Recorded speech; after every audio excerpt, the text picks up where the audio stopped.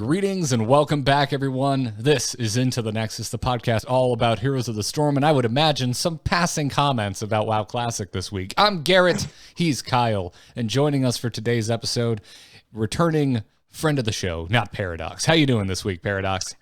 I'm doing all right. Thank you guys for inviting me again. Thanks for coming back. Big thanks, by the way, to our patrons, because if you're out there listening and you don't know this, our Patreon, it's not just to support us, but over at patreon.com/ITN, we have hit a goal where we pay our guests. So, yeah, I really appreciate it. We're going to pay you for your time, Paradox. Yeah.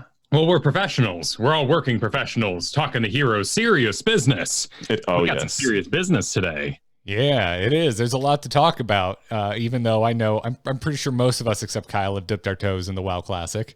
It's the thing that everyone's a little excited about. Could you have imagined if they had they just had some classic WoW boss, right? Waiting in the wings to fire off into the Nexus this week? That, man, I think a new hero, I don't know, if Ragnaros wasn't in the game, they would have to release Ragnaros right now into HOTS. It also would have been, I think, a good week for a cross promotion. Log into Heroes during the week of WoW Classic launch and get Ragnaros for free if you don't already have him. Oh, yeah, that would be a pretty good idea. I could see something like that. So about 180 minutes average, right, for the queue. So that's what?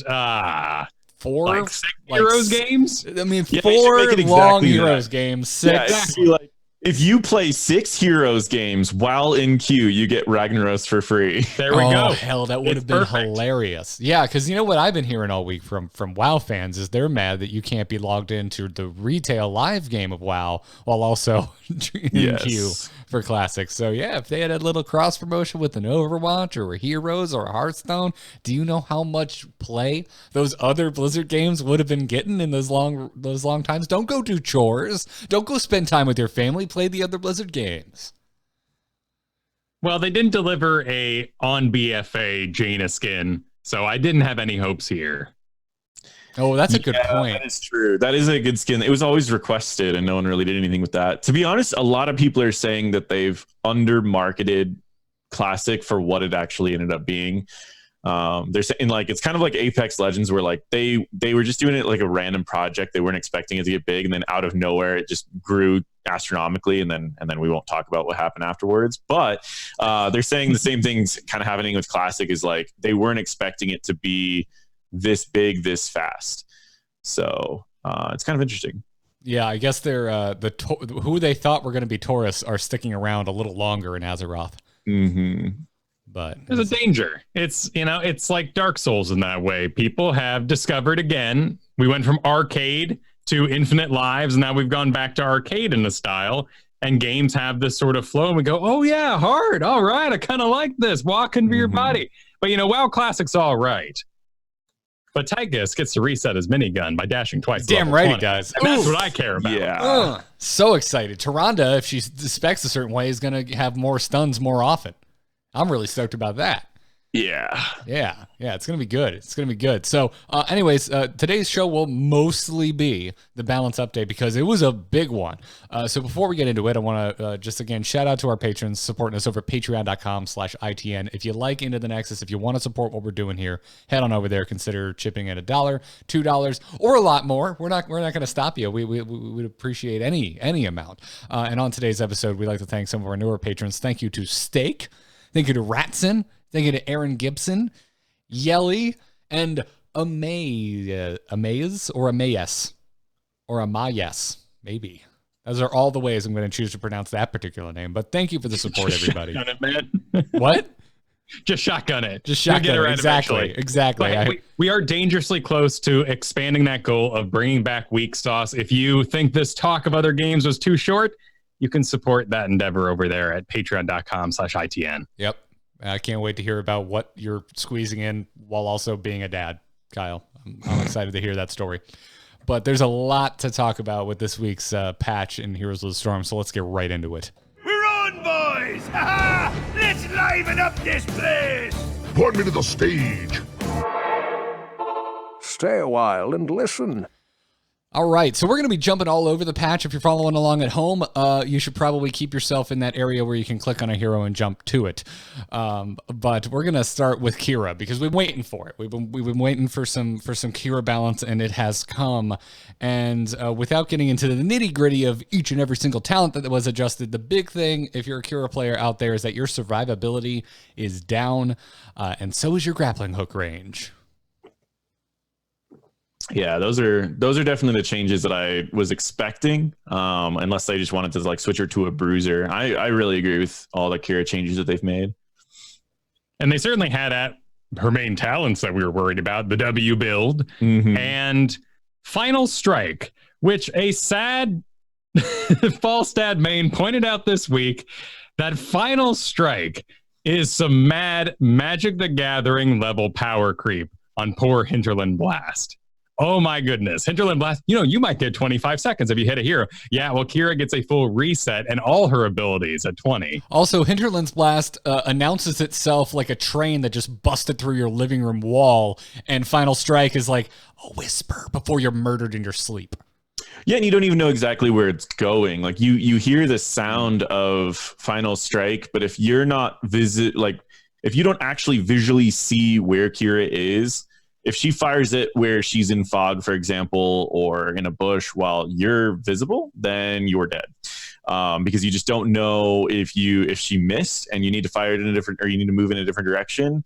Like if she missed, you just stand still. But if she's like aiming in the direction that you're running away, do you need to juke back? It's really hard to know. Pros and cons. It travels while Hinterlands hits the entire location.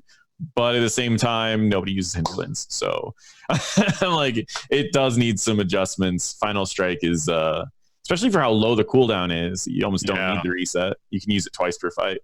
There was a really cute thing I saw. Maiev has been making a big comeback in Diamond Masters recently. But no matter where this Maiev was, the second she heard Final Strike, leapt in the air. They have been nowhere near the other side of the map, just whoop. Oh, no.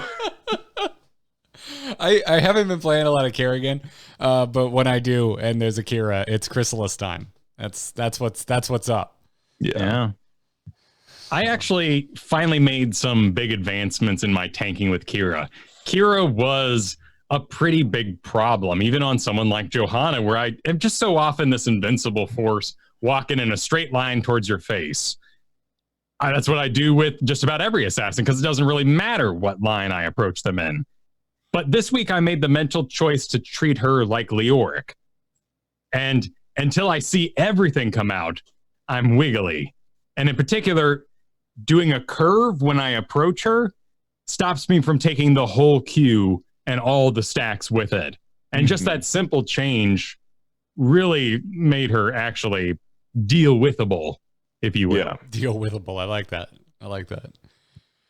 Yeah, for me, I obviously the survivability going down is a good thing. I'm happy about that. I still felt like Kira just lived more often than she should in so many of the fights I found myself in. But I'm a big fan of the grappling hook range reduction, because even like when I was playing her, I realized I was never really thinking about my range. It wasn't a concern in the back of my head. Like I knew that it could probably hit what I wanted it to. Yeah, I felt like the grappling hook was one of those abilities that like you were more concerned with if your target's moving, they're probably going to move away by the time you actually land it, and less concerned with how far away they were. I don't think I was ever worried about that, but it is now, I believe, hook range, right? Or is hook range 10? I might have that off. Hook range might be 10. So it's still a little bit larger than a hook, but it's old hook range, which is okay, especially since it's not as impactful as a hook, and you can be punished for it. But either way, yeah. But I'm happy with this as well. Are you back, Cal? I'm back. Cool. Video audience, I will have to do some shuffling here. I don't know what happened there. Oh man, I was excited. I was Kyle for a second. I mean, if you really want to be Kyle, I can keep you as Kyle. So moving on from Kira, let's kind of talk into this, what you have grouped, Kyle, and I think aptly as the meta adjustments, and this involves Diablo, Chen, Rehgar, Alarak. You put Tyrande, that's the only one I would argue with. I I can't remember the last time I've seen Tyrande picked in a draft environment. Right. She is sort of honorable mention because of tournament play. She is regarded as an absolute beast, a DPS machine, if allowed to function in that way, and therefore an absolute heal beast. But no one's really doing it at home. In fact, I see a lot of Kharazim right now. Kharazim is cleanse boy number 1. And poor Kel'Thuzad's been struggling in the world because people just go, oh, I'll just cleanse dash and you don't get to play the video game. Well, and after today, or after yesterday when this patch hit, he is definitely cleanse boy number 1 after this nerf to Tyrande. But first, let's talk about Diablo, because this is kind of a big one. The first off, the dev comments swung in with something that just put a smile on my face, because we've been talking about Diablo's abysmal win rate for over a year now. They said they're trying to figure out what makes him such a consistently popular pick, quote, despite having a low win rate. So it was nice to hear that directly from the developers. They continued on, though, talking about how they've heard about, they are very aware of the complaints from players about Diablo's burst potential, and they basically wanted to do something about that. And so they focused on Shadow Charge. Yeah, I think, I'll start off a little bit with Diablo. I think that the interesting thing about him is in competitive, what we see all the time is we'll see like Lauber, for example, and he'll catch someone in a hallway. Let's say he catches a Vala in a hallway and he slams her against one wall, flips her over, slams her against the other wall, and she's dead. Just 100-0 by himself as a tank. And then people will watch Lauber play and they'll go, oh man, I can do that. I want to do that. And then they charge into fights that they're charging away from their team and they're charging into the middle of the enemy team, and now they have no escape and they just die. And then their team doesn't have a tank. And people aren't really understanding that when Lauber goes in, he's making it look really, really easy because he knows the exact moment that he can go in where he won't be punished for it and the other person will. So they're trying to answer the capability of him 100-0ing someone by himself as a tank, while also at the same time looking at this and going, well, how do we still make his potential in pro play be the same? And that is where we're still seeing the armor reduction factor that they're doing on level 13. So he can charge in, reduce armor, and if he's with his team, he still gets kills, just like he did before in competitive. But this is going to make his Q build honestly really, really bad for non-competitive. It already had like a 45-46% win rate, and now it's going to be even less damage by yourself and even more team reliant, which people already didn't play Diablo like that. So that I really hope we don't see any more Q builds in solo queue, in my opinion. For anyone that listening that doesn't have their eyes on the balance update at this exact moment, the big thing here is level 13 Devastating Charge has had its damage bonus reduced from 80% all the way down to 50%. That is really close to a 40% reduction on this bonus. Mm-hmm. That's huge. Well, and the actual full bonus of the old talent was 200% increased damage when you finish the whole quest. While the whole quest now is a 50% bonus and 15 armor removal. Mm-hmm. So you need to be near your team. Even if you combo with APOC, it still doesn't equal what it used to be, especially if you want to account for the fact that a lot of people would slam them against a wall, reposition, flip them, and slam them against the wall again. So even if you weren't in a hallway, you could still full combo someone at 16 against a single wall. And so people aren't accounting for all that potential. So it's a lot less damage in Q build. Well, and the home problem is happening in the draft a lot too, because I've been running a little bit of Diablo, but it's a late pick, which is rare because of bans or an enemy just going for it, and then you say, oh cool, we'll kill Diablo. Like, he has his place in my league. It's versus Medivh. Like, you see a Medivh, you say, awesome, let's get him away from his portal, let's ruin his whole plan. Vala, Hanzo hanging out near walls, that's great too, but that's a late pick sort of situation where I'm going to take Diablo as a deleting force. Mm-hmm. When you early pick, they go on your team, oh, we have a tank, thank you. And you go, no, wait, no. I'm a deleting force. And then you end up in W build Lightning Breath, because it gives me the ability to charge in, then say, oh, maybe grab an orb too, so I can like survive the Lightning Breath with my Devil's Due. And then say, okay, now that I'm in deep, Lightning Breath, hey, everybody catch up to where I'm at. Let's see if we can make a team play here, solo queuers. Yeah, no, definitely. I usually picked Diablo more on like a map basis, but I definitely understand it. Like he is pretty good against Medivh. But I usually like Dragonshire for me is my favorite example of it. If you're ever working on any portion of the objective, you're next to a wall of some sort. If you're bottom lane, you're next to a wall. If you're top lane, sitting on the objective, you're next to a wall because you go up and around. Boom. Bottom lane, down round, boom. You're middle trying to channel it, you're up against a wall again. Bam. So Dragonshire, you're literally in any place that you're trying to hide, you're always against a wall. It's very easy to land stuns. When you go to more wide open maps, it tends to be really hard to get stun value. Even if you're going a W build, you still want to be able to land those stuns so you get the resets on your W. And I think that's where the hard part is for Diablo is people pick him, one, into every situation, but two, this is a problem on every tank that I see way too often. I'll be coaching and I'll see people, they always slide away from their team and to go like try to get a major mosh really far away. And then I'm like, you're wasting the first half of that mosh because your team's not even anywhere near you yet. And it's the same problem with Diablo, except for Diablo has no escapes. Like if you mess up in a slide on ETC, you could be like, you know what? I'm just going to knock everyone away and walk away. Like I messed up. Reset. I'm taking a mulligan on this engage. But Diablo, he doesn't have anything. You charge in if your team's not there or whatever. And that's why I like Dragonshire so much, is because like you can kind of mess around a little bit. And if like your team skirmishes with someone else down below, then you quickly just slam down. You're near your team. You're stunning near your team, and you're adding value. But solo queue, if you're not doing a whole bunch of damage by yourself, it's gonna be interesting, that's for sure. Yeah, it's a similar danger to any high risk melee assassin. Like anyone out there, have you ever played a melee assassin you've been afraid because you know you don't have an escape, like a Kerrigan, for example? Like it's the same thing, except if you're Diablo and you're dead, now the tank is gone. Yeah. It's seriously. So I think that was the biggest issue with Diablo, is that he's so all in, and they didn't fix the all in aspect of Q build. It's still the same thing. So I don't know. I agree with these changes because my only concern about these is, again, I feel this is so weird. In competitive, he's gonna be in the same spot that he was before. We've seen Lauber go in and land these insane plays. Lauber, by the way, if you guys don't know, he's a Europe professional player. He plays for Team Liquid. He plays for Granite Gaming, excuse me. He's won a good amount of prize money, and people know almost always that if he gets Diablo, he wins the game.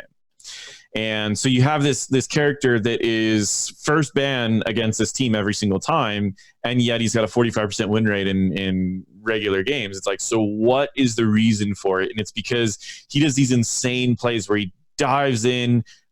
People are all just doing like light fights. They don't see Diablo anywhere. And then out of nowhere, he charges in. He flips a minion, resetting his charge, and he charges in again, and then slams someone against a wall. And now the whole team has no way to answer it. And it's like, he does these crazy things, but he also does them very calculated, and he makes it look very easy. And people in Quick Match or Storm League are not calculating it. And so they made Q builds still work with competitive scene. So he's still going to be a dominant force in competitive scene, but they've also made it to where it's terrible in solo queue. I don't know. It's a little strange, but what they did to W build, I love. And I think if everyone in solo queue, or even a lot of situations in competitive, switch to W build, I think they're going to see their win rate just jump quite a bit, in my opinion. The new W changes are pretty insane. So if you guys don't have it in front of you, Eternal Flames, the one that reset your W cooldown, now is going to give you mana back whenever it resets your W cooldown. Then your level 13 W talent that gives you spell power. When you hit 30 spell power, you're going to do 15 damage to nearby enemies, which is also pretty nice. None of these really needed buffs, and the fact that they're getting buffs is going to make it a really, really powerful build. Yeah, that's what I look at, and I think that's their goal here. If you're looking at Q build going, well, you haven't really addressed the risk factor of it. I think they're hoping that you see that Q build is even more risky than it ever has been before, and W build is getting buffed. Whether that actually has a cascading effect over how we all as a community start building our Diablos remains to be seen. Oh, yeah, for sure. So interesting. I like that they keep looking at Diablo, though, because he is one of those heroes that I feel like is always either in every single competitive scene or never there. And he's always a hero that tends to have like a weird win rate in these and tends to be super popular anyways.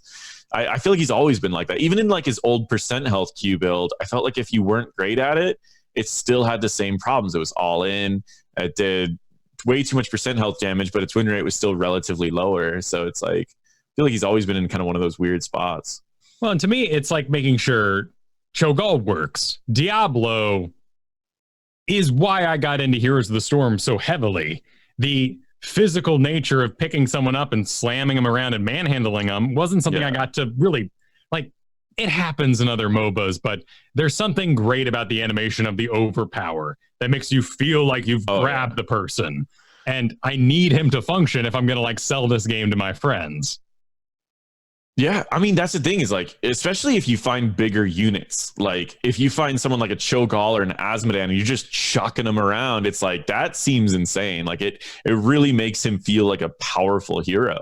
And it is one of those heroes that if you're good on him against people who aren't that good and you're playing with friends that are kind of new to the game, it looks like you're just running around, slamming people against walls, chucking them into your team, moving into another one. And it's like, your team doesn't even know what's going on. They're like, man, Diablo seems overpowered. And it's like, he certainly can look that way. But yeah, it's like the win rate is a little iffy, but I'm seriously, I love the W changes. I wouldn't have expected any. These are both W changes that normally, like, you think, oh, they're just going to bump like damage numbers up or whatever. But seeing they're taking a very creative stance to it. They're like, oh, you get more mana and 15 extra damage when you have spell power. It's like, that's interesting. Yeah, I don't know. I've been on a team with a couple W build Diablos. I like it. I think it's good. I think Kyle, have you been playing around with it?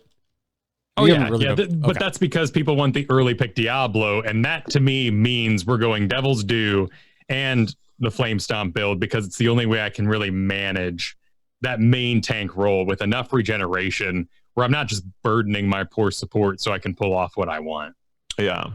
Yeah, there's also something kind of interesting about the Q change is with it only being 50% increased damage, the 30% spell power from the W build might actually make your Q almost burstier. You know, it's 30% increased spell damage, so it does buff your Q damage. I just think that's kind of funny. Not a big deal, but I did think that was kind of funny because between that and your W, you'll probably burst more in W build than you would in Q build now. That's something definitely worth keeping in mind, that you're not losing out on all your burst by going with that W build. I'm surprised with Diabolical Momentum they didn't give you mana back with that one too, some sort of mana back, because that's the build that I really find I run out of mana fast. Is if I go Diabolical Momentum and using it for like wave clear, I find that's the build that I'll like melt my mana real quick. They didn't really touch on that in the dev comments. I'm kind of curious as to their philosophy around that talent as a whole. It kind of just seems like almost like they are like, well, Diablos aren't going to take this anyway. So well, back in the day, we got only Flame Stomp and maybe Overpowered. I know they didn't put Devastate Charge on the momentum talent. So by giving us it all in the first place, I feel like they're like, whoa, we don't want to do anything with it. We know what momentum's like. We remember the Thrall days. Like, don't let it happen. Yeah. Very true. Very true. I don't know. Start running in with Malfurion, I guess. No, well, not versus Malfurion. Oh my goodness. There's a huge rise in Malfurion mains, at least, you know, anecdotally where I'm playing right now. Huge counter, in my opinion. Never want to fight Malfurion. Love fighting with him. Yeah. That's why I said take Diabolical Momentum and get a freaking Malfurion on your team so you can keep using your abilities that are up more often. Mm-hmm. But let's move on and let's talk about Chen. Chen players, if you haven't looked at the balance update, you should, because pretty much your most popular talent build got nerfed substantially. We're looking at 20% nerfs on Eye of the Tiger, on Accumulating Flame, and all the way down at level 16 on Combo Strikes. The attack speed bonus went from 50% down to 35%. That is a 30% reduction. Yeah, it's that main meta build that was being used. A lot of these talents I would switch now. Eye of the Tiger I still think is your go-to, even with that 20% nerf. Accumulating Flame, I think that Withering Flame buff is just good enough that I would probably take that in a lot of situations now. A little bit less damage, a little bit less pressure, But oh man, the fact that you can turn off half of some like their backline's damage is insane. Storm, Earth, and Fire, we've seen the impact of it. I've been saying it's as impactful as Mosh Pit if you play it right. Ring of Fire, if you don't need the wave clear, if you're on like a 2-lane map, I would go with the AoE shield now. I know it's only an 8% nerf, but I would go with the AoE shield now. And combo strikes, I don't remember what else is on that tier, to be honest, so I don't know what else. Well, Celerity got a buff. The armor bonus is up to 30 now, which is nothing to scoff at. Yeah, definitely. I don't know if that's good enough because is there a damage talent on that tier? I don't think there is, but I don't know, because you need to remember that combo strikes did 2 different things. So while it says it's a 30% nerf, it is for the attack speed bonus. There's also another thing that every 4th attack does 100% more damage, I think. Yeah, the only other 16 talent is Flying Leap, which is the range increase and the cooldown reduction. Without taking the other talent for Q, that might not be worth it. But maybe that's the new build. Throw in the 2 Q talents, and then that's an idea. You could also change level 1 because the other Q talent's at 4, I believe. You could change your level 1 to where you have the permanent shield, and then you can use Q for the bonus damage and the lower cooldown on Q. That might be a new build. I don't know. I know Storm, Earth, and Fire is still uber impactful, but the rest of it will probably be adjusted a little bit, I would imagine. Yeah. I still see Keg used a pretty good effect every now and then, but yeah, I wouldn't like like a stock market. I wouldn't sell all your Storm, Earth, and Fire. I think you're still. It was already on a 100-second cooldown. I mean, 120. Yeah, that's a full 2 minutes, but 100 seconds is already a longer cooldown. You're kind of used to it. It's like. Yeah, that's not I think of it like Mosh, and it honestly was as impactful as Mosh. I mean, when people were doing it correctly, you had 3 full health bars. You had your full health bar, which then you'd stagger all the damage you took from your initial dive. You'd remove the stagger, then you would dive again onto their back line, rooting them. They would have to go through 3 different health bars during that time. And if they didn't kill you throughout those, you'd come back again with full health, diving again, and then you'd be able to take them out. And it's like 3 full dives onto a backline either is going to disrupt the entire team fight, or you're going to wipe their backline every single time. And it was, I mean, without a doubt, as impactful as Mosh, and especially so in chaotic fights. It was absolutely insane. I love it. It's like Storm, Earth, and Fire is such a fun ult to play. Where do you think this puts Chen now in the hierarchy of solo lane? Because we got a Imperius healing sort of buff. Do we have a Chen counter? That's an interesting thing. Chen's kind of in a weird spot. Like, I still think he's very strong. None of these really nerfed his solo that much, because how his solo works, I mean, I have the Tiger he used pretty well, but how his solo works primarily is dealing damage and mitigating all the damage he takes. And he can still do that if you don't have enough damage to go through his shield and his stagger while surviving the little bit of damage that he sends out with his fire. You're gonna still have trouble because it's not really affecting those. I think as far as the solo lane, he's getting in the same spot. This probably is mainly just gonna affect his team fighting. The W change is gonna affect his wave clear too. So I guess on a map like Braxis, where like for example, a Rehgar is just going to clear the lane and then leave Misha on the point. Rehgar is going to hands down win that lane every time. Even if Chen could survive it and deal with Rehgar, he's not going to be able to deal with the wave and Misha at the same time.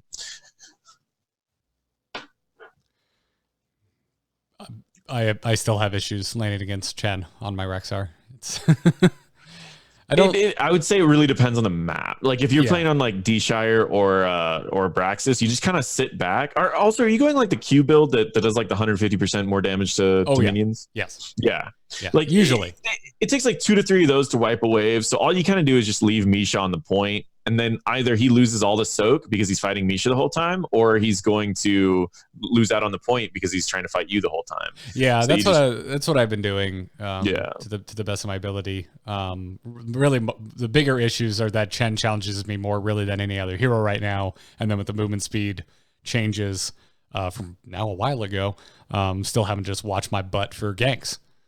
And lane rotations. That's pretty much the so when when I say he's giving me issues, I mean that like I don't just outright win against him, which is I do against a lot of other matchups in the solo lane, but Yeah, it's fine. I'm just with Chen, I kind of realize, I'm probably not going to get double orbs like I do against a lot of other solo laners.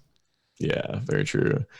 Yeah, I find when I play Rexar, like lately, the only things that are really annoying is like a really good Rainer or just something that's roaming at me. There's a lot of things that are kind of annoying, but those are the only two that really get me. Everything else, and if they're running a Rainer, it's like if your team's going to roam at all, then you're good. But yeah, I don't know. Rainer's I think these were really needed Chen changes overall, though. Yeah, I think so too. Let's talk about Rehgar. According to the devs, Rehgar currently sits at the top of the healer totem pole, as they put it. Highest win rate of any healer in the game. They also did say that he's not the most popular yet, but they're basically nerfing him preemptively because of the statistics they're seeing internally. Mm-hmm. And so his basic attack damage is down, a little over a 6% reduction in his basic attack damage. Keep in mind that's also going to affect your ghost wolf bites, because that's a percentage based increase over your basic attack damage and is tied to it. So a nerf to your basic attack damage is also a nerf to your ghost wolf bite. Also, the health is down on him, down to an even 2,000. It's like not even a 3% reduction, so it's pretty minor. But you still might be able to eke out a kill against a Rehgar, whereas before you may have gotten away with just a sliver. Yeah. I mean, honestly, the basic attack damage change is going to be probably the biggest thing out of the base. The biggest nerf out of all of this that you're going to actually feel is this. This is going to slow down your camps. This is going to decrease the burst damage that you have with your bites. This is going to decrease a lot. So I would say that is the biggest out of the nerfs. Everything else, I think, out of this entire thing feels like a buff, right? And let me double check everything. I'm almost positive everything else in here is a buff. So what's strange to me is that when they saw Rehgar has this high win rate, they decided to do this. I do think the reason that he has a high win rate is because of his camp potential. He's one of the only supports that can do camps really efficiently, and he's the only support that can do a level 2 bruiser camp. And in fact, he's in a very small handful of heroes that can do a level 2 bruiser camp by themselves. So that's one of the big things about Rehgar is I've said this a few times where on D-Shire for a long time, I had about an 83% win rate with Rehgar because I would start off every single Dragonshire map by getting a bruiser camp at level 2. Our solo lane would tend to win top. I would grab my camp, and then we would come down. I'd grab a fountain at some point, or I'd back it at some point. We'd come down, and we'd have control of top and bottom, overwhelming control of both of these lanes. And it was very easy to just send a couple people mid lane, grab a dragon. I almost always got a dragon about 2 to 3 minutes into the game. And it's like, to have that capability on a support is incredible. He still will be able to do it, but you're going to take a little bit more damage because you're going to be doing 6% less damage, and you're going to have less regen, and you're going to have less health. So doing a bruiser camp now at 2 is going to be very, very risky. And that will affect his win rate a little bit, because all you'd have to do is, if you're playing like a Li Ming or something, you could just literally, we haven't seen Rehgar since 1 minute. I'm just going to throw 1 orb over there. Boom, get a kill. It's like, don't need to worry about Rehgar anymore. And that's all you would need to do. Like, you don't need to do anything else. He's going to be low enough that 1 orb or 1 flame strike or just right over the wall is going to take him out. So if you see Rehgar disappear at 1 minute, and literally just walk up, throw a flame strike. Here you go. You just got to kill. And that's it. So that's the interesting thing about it, is in the higher up ranks of people that were doing those all the time, it's going to be a pretty significant nerf. Yeah. Now, they didn't mention it here in the dev comments. They've really just focused on his win rate. But I would assume the philosophy of what they want Rehgar to be capable of is playing into this, right? Because it's a lot harder to take bruisers at 2, but think about that sentence that you just uttered. Like, do we want anyone to be able to solo bruisers at 2? Is that something that a single hero should be able to pull off? It's a tricky thing to ask. There's quite a few heroes that can do it. There's a lot that shouldn't, because it just takes too long. But out of the ones that can do it quickly, I mean, Rehgar, Maiev, you pick up Nash's Memento with Maiev, you wipe a bruiser camp in under 30 seconds at level 1. Like, it's crazy. There's a lot of Greymane can do it. I mean, there's a lot of them that can do it, but it's like, being a healer, it's nice to have a hero that can do something like that. Like when you're worried about it, when everyone's always like, oh, it's so hard to carry a support, it's like, well, now you've got someone who can do it. But they're nerfing that aspect. And so when they nerf that, I'm looking at this going, man, this is going to be a little rough. So it sounds like, until I read the rest of what they're doing to him, and I'm like, whoa, it's crazy. yeah, and that's why I think it might be a bit of a philosophy thing of like what they want Rehgar to be able to do. Well, we're seeing their new pet project, which is boring level 1s, which is fabulous because there are some boring level 1s here for Rehgar that now at least have some impact on what he's doing today, right now at level 1, rather than saying, well, yeah, I mean, I guess when I do a full lightning build come 16, I'd be sad if I didn't have bonus range. So when you say it's boring, like, because Rehgar is a hero where we see, you know, pretty good talent diversity at level 1. There, you know, Colossal Totem probably sees picks more often than not, but the other two also get their time and their picks. So do you think that's because they're boring and they're all kind of equally boring, or? I think just like thematically they don't do very much. Like you get extra range, but it doesn't really do anything other than extra range. Colossal Totem's cool, but it gets really cool at 16 when you can pretty much root their entire team. And then Wolf Run's like, oh, you move a little bit faster. Like I do think they were a little boring compared to like a quest, you know? Quests are kind of exciting. You're like doing something different until you complete a quest, and then you're like, oh, that was cool. Now that's done. Now it does something even cooler. He didn't have anything like that. And for good reason. I mean, having a quest means that he's not doing camps, you know, and early game you do camps because no one needs healing early game. Everyone should just be like sitting in lanes, right? So it's nice to be able to do that. But these changes are pretty incredible. So he heals off of the damage dealt by his lightning shield now. So only to heroes. So they did make only sure to you heroes. could camp with it. Yeah, so you can't do camp, like you don't get healed off of camps. You're still at risk doing a camp, but to enemy heroes, that is going to be kind of interesting because you can play a little bit more aggressive. You can Earth Shield Lightning Shield yourself, Dog Bite in, do a couple more auto attacks, and get healed on the way while you're doing it. He's going to be a lot better in like 1v1s. Could this bring back the solo lane Rehgar that we saw Apex doing when he hit Grandmaster #1? Maybe. Would that be a good thing? I have no idea, but that is interesting. Colossal Totem, now it is going to have projection baked in, right? So you get to move around your totems once per totem cast, I believe. Yeah, I don't believe they baked in the duration increase. Yeah, I think you can only do it once per totem cast. Yeah. So you cast the totem, move it around. That's pretty cool. And then Wolf Run, you lower the cooldown of Ghost Wolf when you lunge. Now, this is a hero, so again, this doesn't affect camp speed.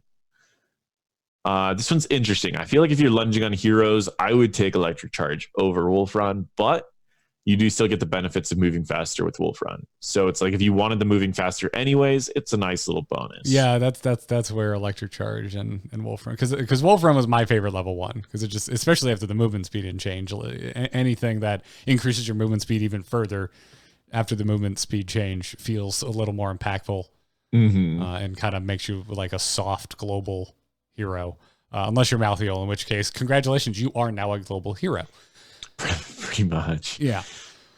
I used that the other day after the movement speed changes, and I didn't realize how fast it actually feels now. Like I was on Alterac Pass, I think, and I was like, I'm just gonna clear one more wave and then I'll get to you guys. And they were all like almost to the point already, and I cleared a wave and I got down there like at the same time they did, and I was like, oh my gosh, like they were at like the camp and they were just finishing the camp, and I was like not even at the wave yet. I'm like, I'll get the wave, and then I mounted and I got down there at the same time they got down there, and I was like, okay, that's interesting. Getting your stacks on your heroic on Malthael is feels a little trivial now. It's just like, oh, I'm just going to solo lane all game, and I will just report to press R, and then I will report back to lane.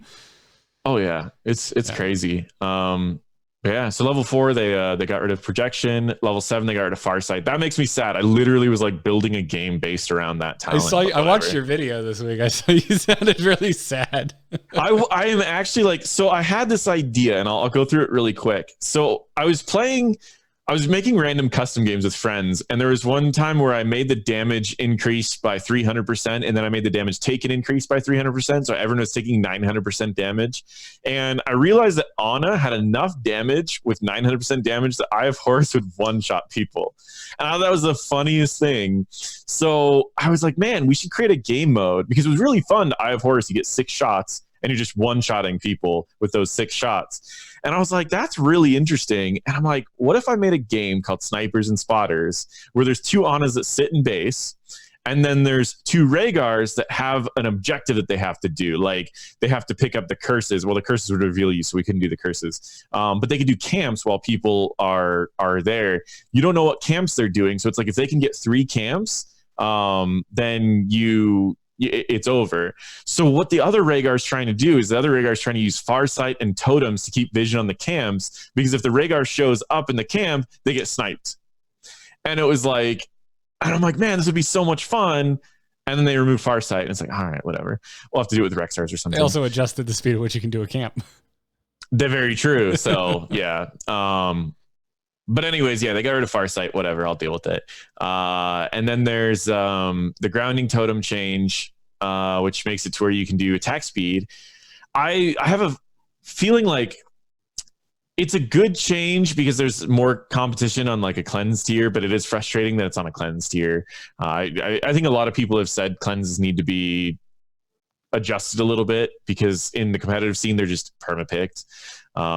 But hey, it is a really powerful talent for those who don't want to go cleanse. And I think this talent's really going to buff his win rate in low ranks, personally, because if you pick this against a Twin Blades variant, which is common in low ranks, a Butcher, which is common in low ranks, an Illidan, which is common in low ranks, you're just shutting down their damage, their healing, everything about them with a talent. And low ranks is bad at cleanse anyways. So it's going to be a great talent for low ranks. Probably not going to see a lot of play in high ranks. Yeah. Kyle, what do you think about Alarak? Alarak's first pick, first ban, and then the guy walks in lane and you get all mad at him on the team if he doesn't land his first combo because clearly he sucks. That's Alarak in my book. What about after they nerf his level 1 and level 4 for his most popular build? That's the most popular build. So it seems tame. I think the displacement is where people are really enjoying the hero and getting these picks. So I'm not throwing it under the bus, you know. I'm not saying this is the end. Well, if that's true though, then reducing how fast you can recharge with Ruthless Momentum will have an effect on that. Well, it shouldn't affect your lethality, just your how frequently you are lethal over the course of an entire game. Exactly, those missed shots will add up to a very low damage Alarak, and this is very tame. But they had to address it. No one's taken anything else. Except for that one lightning build guy. And he's doing it wrong. But, you know, good for him. Because I've been there. It's fun. You know, you walk into the middle of the lane. You just walk right out into everything. And then you target their wall. Surely 4 people will stand between you and that. And hey, quest done. Fair. Yeah, it's... I think it's still going to be the build. I think it will be toned down a little bit. There's some arguments. I mean, if Show of Force was nerfed as much as Ruthless Momentum was, I would say then they would just go Q talent at 4 because it's still a pretty good talent. Get some pretty good damage. But Ruthless Momentum's still the best level 1. Show of Force didn't get nerfed enough. So I still think that's the build. I still think he's going to be permabanned in Europe for sure, and higher ranks, he's going to be a beast. Yeah. Low ranks, I mean, he's feast or famine. Well, let's move on to the final hero that you Kyle put under meta adjustments, which is Tyrande, which you mentioned is you have her in here kind of as an honorable mention. Yeah, quite a few adjustments. A lot of stuff happened at level 1, which is again kind of shoring up some more boring talents. But the big thing that's happening is talents being moved around, and the huge one is that Celestial Attunement, Tyrande's Cleanse, has been moved from level 7 all the way up to level 16, putting it at the same tier as Cleansing Touch over on Kharazim. Which is nice continuity. Yeah, I think. Yeah, because we're talking about 2 heroes that effectively have more than 1 charge of cleanse at the ready. as a result of the abilities that the cleanse is tied to. So it does, like, if you've been playing Tyrande for a while, this feels kind of rough, but when you take the bird's eye view of, and pun very much intended there, of similar talents, this seems pretty fair. Yeah. I mean, Cleansing Touch is certainly a lot better. I mean, you get a full 1 second cleanse that's a full unstoppable, as opposed to a cleanse that's situational. If I remember correctly, it cleanses stuns, slows, and one other thing, right? The verbiage on it is, the verbiage on Cleansing Touch is just straight up unstoppable. Yeah. Whereas, and so the Celestial Attunement is not. Silences and slows, so no roots in there. Yeah, silences, slows, and stuns. So you can get rid of essentially stuns, sleeps, because sleeps are considered stuns, silences and taunts, because taunts are considered silences, and then slows. You can't get rid of roots. While unstoppable is everything. And so it's kind of interesting to see what that's going to do. And a lot of slows are reapplied. So for example, like totems or Arthas's E, if you remove that slow, it's just immediately reapplied. So compared to Unstoppable, which for 1 second you could walk out of an Arthas, is slow anyways. But there's something cool about this, is that it's no longer competing with the talent that lowers the cooldown of your Q, which is a very powerful talent, very underrated talent. So it could actually be better in a sense, except for you're going to have a riskier level 7 to 16, but post 16 you might be a little bit better at cleansing than you were before. So there's that, which is kind of neat. I'm actually rather excited for the freedom at 7 now. Mm-hmm. And even Kaldor Resistance, I think that the Q cooldown reduction is going to more often than not be the correct answer. But is your team taking a lot of spell damage? Well, guess what? You're not giving up cleanse anymore to consider bringing that down a bit. But that level 13 change is pretty interesting. It is. I really like this a lot. So Ranger's Mark, now the basic attacks against marked targets, it no longer increases the duration of Hunter's Mark. The new functionality is that basic attacks against marked targets reduce the cooldown of Lunar Flare by 1.5 seconds. That's a big cooldown reduction. You're landing your hits. That's going to happen very quickly. Yeah. And Lunar Flare is, I had to look this up real fast, 13-second cooldown. It's actually the lowest cooldown already on Tyrande's kit. So you attack, realistically, you'll probably attack 4 times in between, 4 to 5 times. Well, it's also only on your trait. So your trait's going to last through maybe 3 auto attacks. So you can shave off a good 4.5 seconds of your E every time, I would say. Safely, you could do that. Yeah. If you pick a talent that increases the duration of your trait, or you pick a talent that makes you attack faster, like the level 20 talent, then you could maybe shave off 6 to maybe 7.5 seconds at most.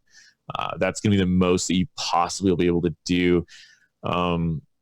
But realistically, I would say 4.5 seconds, you can shave off almost every fight. I'm really excited to take this and Shooting Star 20 and just be a Lunar Flare machine. Same. Absolutely. Yeah. Absolutely. I want to do that same exact thing. It seems like so much fun. Kyle, can we assemble a team that can make this happen on tonight's Bonanza games? Yeah, I don't see why not. Would you want to do double support with it? Like, how could we make the most of the Tyrande comp? I want you to attack a lot. What we would do is we would only run 1 extra support, and it would be a Malfurion, so we could innervate to lower the cooldown even further. Good lore combo. That would be disgusting. I mean, I would argue that, like, if we don't want to get weird, I'm pretty sure we could solo heal it with Tyrande, because I'm taking Moonlit Arrows at 7, so I'm going to be healing more frequently. Yeah, I mean, I definitely think you could still solo heal. I'm just saying, let's get the cooldown lower and let's see how many of these stuns we can throw out there. Let's get this thing fully stacked real quick. Oh shit, Kyle! All right, you're. I want you on Diablo, and we're going to go all the way back to Tech Alpha with just the old school Lunar Flare after the Diablo overpower.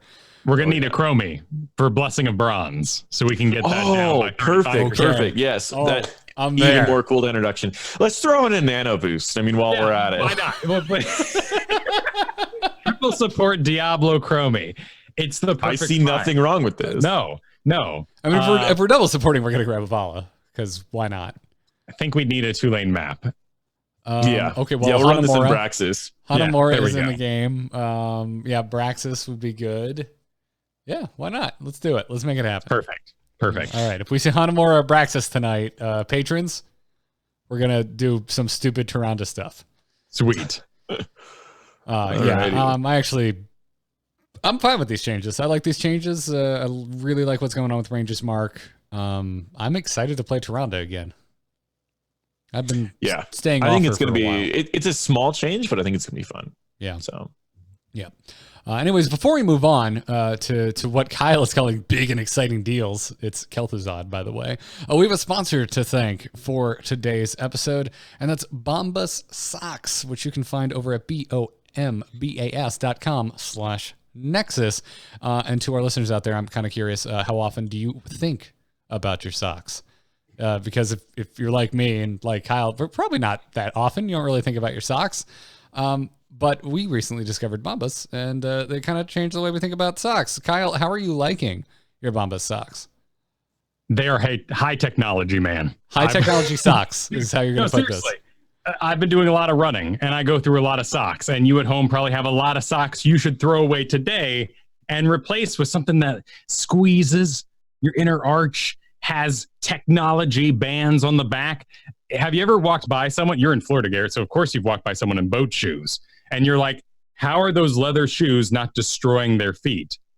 And I have tried those tiny little, they're like pantyhose, but just for tiny feet things. You just kind of, they're awful. They're always squeezed down and they bunch up at your toe. These things, like, honestly, they put so much work and tech into the sock. I've been wearing my boat shoes again, and I highly suggest the Performance Running Ankle. They come in crazy, wacky colors. So if you're a hipster like me and you're excited about weird socks, you're going to really enjoy yourself. Or you can go with something just plain in black. That's fine too. And I'm not going to make fun of you, but you should enjoy having bright yellow socks with bees on them like I now own. Yeah, I'm glad you mentioned the options because, not everyone's into the bright colors. I am like you. I'm into it as well, but there's plenty of more traditional colors. There's a lot of colors, patterns, lengths, styles available. So go check them out. They're made from super soft natural cotton, and every pair comes with arch support, a seamless toe, and a cushioned footbed. It's comfy, but it's not too thick. Don't worry about filling out your shoes too much. They've accounted for that. So go check it out. Bombas socks, that's like what your feet dream about. And when you're asleep, I don't know if you know this, but your feet are thinking about Bombas socks. True. Yeah. So go check them out. You can buy your Bombas over at bombas.com/Nexus today. You're going to get 20% off your first purchase. That's bombas.com/Nexus for 20% off. We thank them for their support, and we thank you for going to bombas.com/Nexus. Let them know that we sent you and getting yourself 20% off. But let's move right back into the balance update and talk about Kel'Thuzad. Kyle, I want to know why you are so excited about this, even though I totally know why. Because it's chaos, man, and it's awesome, and I love it. And it's not going to change how you stack today. It's not going to change probably your build too much, though you might be seduced, perhaps wrongfully, into a decay build like I would like for one day to work. But really, you want to do a root and toot and good time and actually get the picks that you need for your team. Frost Blast is now getting into that Durance of Hate territory. It's now down or up to a 2-second root. So unlike Durance of Hate, you're not jumping somewhere bizarre, and you're not casting a very quick missile that's going to catch a whole team off guard, silence them in level 20 and all that business. You're going to send a big, slow pyroblast at the enemy team, which now roots for 2 seconds and could cause a perhaps successful fight on the other side. The real exciting thing here is Shadow Fissure, which now has a baked-in 20 sort of element to it, where damaging a hero with Shadow Fissure causes a reset of its cooldown. You are going to run out of mana at level 10 doing this. You're going to the chains explode from the ground. You're on Towers of Doom. They're standing there. They're not thinking about it right now. And Sylvanas is going to be thinking she's channeling, and she's going to move over 5 feet because she was already hit. But I don't know. They always move for some reason. And then, yes, now you get to do it again. And you're chasing her around the entire objective. Well, come level 20, if you hit an enemy here with Shadow Fissure, it explodes a second time 1 second later. And this is not your grandma's Kel'Thuzad Flame Strike, where it goes and then does it in the exact same spot. This chases 1 second later means it is now targeted on the person where they now stand 1 second later. I did not realize that. I already thought this was cool. I didn't know that was how this worked. And you still get the reset that you had at 10. So you can imagine basically 3 of these going at once during a boss battle last night on Towers of Doom, where they were taking the boss early, boing, slam. Sylvanas books out. Whoever's most in the center, by the way, kind of near the center of it, is the one targeted by the secondary explosion. She books it. And suddenly, under her feet, the next one starts going. I have an instant reset that I'm already casting during that 1 second windup of the second one. So, boing again. 3 of these are exploding all around me. I use one to zone at my feet because the tank dives. The whole place is just chains and ice. It's a beautiful sight. And hey, now you might think to yourself, maybe I don't need a second burst. Maybe something would be cool at level 20 to do. There's really cool Kel'Thuzad talents at 20. You just don't take them because you want that sweet reset and the chance to win. Well, I'm even more excited about this than I already was because I was not aware that's how that level 20 worked. But yeah, I'm very excited about these heroic changes. Both of them. Yeah, I mean, that's a sales pitch. I was just going to say, I'm actually kind of surprised at Frost Blast. Like, down to a 50-second cooldown means you can usually start a fight with it and have it one more time by the end of the fight if it goes long. And so it's kind of interesting to have an easier option. So for the skilled Kel'Thuzad players out there, it sounds like you have a fascinating use with new Shadow Fissures. And I think for the ones that want to play Kel'Thuzad, more of a easier play style, Frost Blast is still pretty solid. Like you said, I don't think there's enough buffs to queue yet, but yeah, it's kind of interesting. You got some changes for sure. The mana cost at 10 is down from 45 to 40, but you were just going to go Oh, you're just going to spam at all. Yeah. And what I found was I almost felt like I was Abathur. I would start a fight, do my combo, start Hearthen, end up in the well, and I'd be firing from there, firing from the Hall of Storms many times over because I was keeping my mana high. And then when I finally miss, now on cooldown, I'd start walking out. You're like, oh, all right, I'll mount up. I'll join you guys. Yeah. All right. Yeah. Well, let's get into the tank adjustments. Blaze and Johanna both got little tweaks here. Blaze's is, I think, more noteworthy. They've reduced the delay before jet propulsion takes off noticeably. I mean, we're already dealing with a factor of less than a second, but it's already so small that any adjustment is going to be noticeable. They have, however, upped the cooldown rather substantially to compensate for this. So it's up to a 10-second cooldown.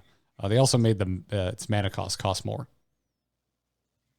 Yeah, I think this is a pretty good change for those that wanted to play him more as a main tank. It's going to be, you're going to have a much more reliable engage. And it's just, I don't know if you guys have been there when you pick up that level 16 talent and like the more people you hit, the lower cooldown you get.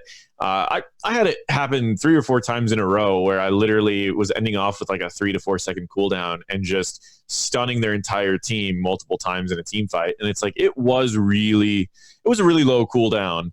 I think this is a pretty solid change that really won't make that big of a difference, but just might make him feel a little bit better to play. Agreed.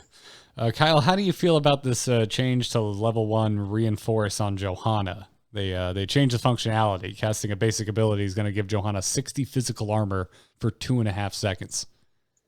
This is very interesting. This is replacing the block talent. So you would cast an ability, get a stack of block at 75 armor. Now down to 60, but it's full physical armor for 2.5 seconds.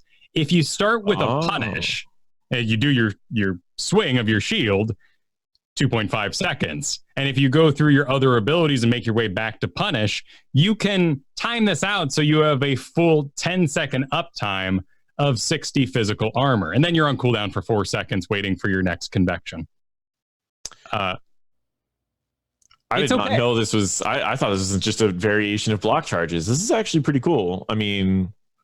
You have is way it better? more It's a very control over contested tier, though. That's the hard part. Right. That's my problem. The reason why Johanna is so often first pick right now for me is, one, people are just happy to have a tank, I think, who can man it.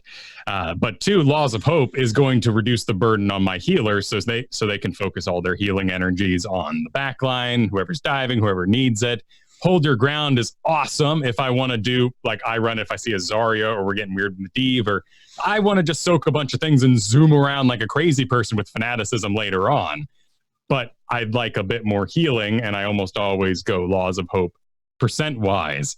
Reinforce is fascinating, though, because with the mixture of the auto-attack slowdown on Rehgar, I wonder if they're feeling what I'm feeling, which is blinds just don't have the throughput now that we've sort of baked in so many spell casts on our Raynor, Vala, Zul'jin. When I blind, ideally, like, oh my God, that was a clutch blind. I'm the best Kyle. Like, that's Ragnaros Qs, Maiev Qs with her Umbral. Like, I'm completely removing an ability from the game. When I blind Zul'jin and Vala, they kind of go, oh, big deal, pachoo, and they'll just wait for it to be over and still keep doing exactly what they were doing. Now this is kind of interesting because I have physical armor with it. So I'm a blinder. Maybe we shouldn't draft those things into Johanna. And now I have this extreme counter if they choose to wail on me. Yeah. Yeah, it's a good amount of armor to have on for such a long time. If they're drafting a lot of auto attackers, I think that's pretty free. I mean, you just blind the people that are going for your team and you just sit there and never die for anyone that's just going straight for you. So overall, really good. Yeah. Let's move right into bruisers. We still have a lot of heroes to talk about. And talk about Imperius, because the devs have essentially, via their comments here, admitted that, Imperius has fallen off a bit, and we would like to bring him back up to his former snuff. And kind of the big thing here that's going to affect you across the board, no matter how you're building it, is that the Valorous brand healing has been increased. Yes. All of these, I'm still predicting with Imperius, it's going to be the same issue that happened with Chen, where they're buffing him because his win rate's really low after the rework, but I think people are just going the wrong build, and I have a feeling the second that people realize the build that they're supposed to be going and the playstyle they're supposed to be doing, he's going to get some major nerfs. But for now, I mean, some pretty good buffs to a lot of underutilized talents. I mean, Battle Hunger was picked a decent amount, but I just like Valorous, straight up Valorous brand buff is going to be nice for everyone, though. So what's the right thing they should be doing? Okay. Because everyone's doing like a W build, right? Yeah, everyone's going a lot of weird things. The build essentially, I was going to do a whole video for it, and I'll probably still do it. But let me pull up his talents really quick so I can just go through it for everyone. But the idea is they gave him a couple talents that at levels 16 and 20 make him do quite a lot of damage in fights. And it's to the point that, and you heal a lot too. Like I was showing people, if you attacked 2 people, or if you landed your Q on 2 people at level 16, you can heal 80% of your health in 3 swings, as well as doing 2,500 DPS at level 16. 2,500 DPS on 2 targets wipes out healers in 3 swings. Wipes out tanks in more than 3 swings, but almost everyone else 3 swings, and it's insane to be able to do that. So essentially the build is, why am I having a hard time pulling up his actual talents? I just dropped the talent list in the show notes for you. Oh, cool, thank you. So at 1 you go the percent health. This just allows you to take down whoever you need to take down, and you're going to get really fast attack speed later, so it's going to be really nice. So burn the Impure. Yes. Oh, now it's not letting me actually put these in. Anywho, level 4, you're going to be getting the armor. So you're just tankier because you're going to want to be jumping into their team, being extremely tanky, and being able to survive the burst long enough to where you can heal. Level 7, you go Holy Fervor. You get your wave clear that you need, as well as you get to swipe, like I said. And swiping is going to give you a lot of advantages because you're going to be able to pop your Valorous Brand on everyone that you're applying it to, meaning that you're healing against everyone that you're applying it to.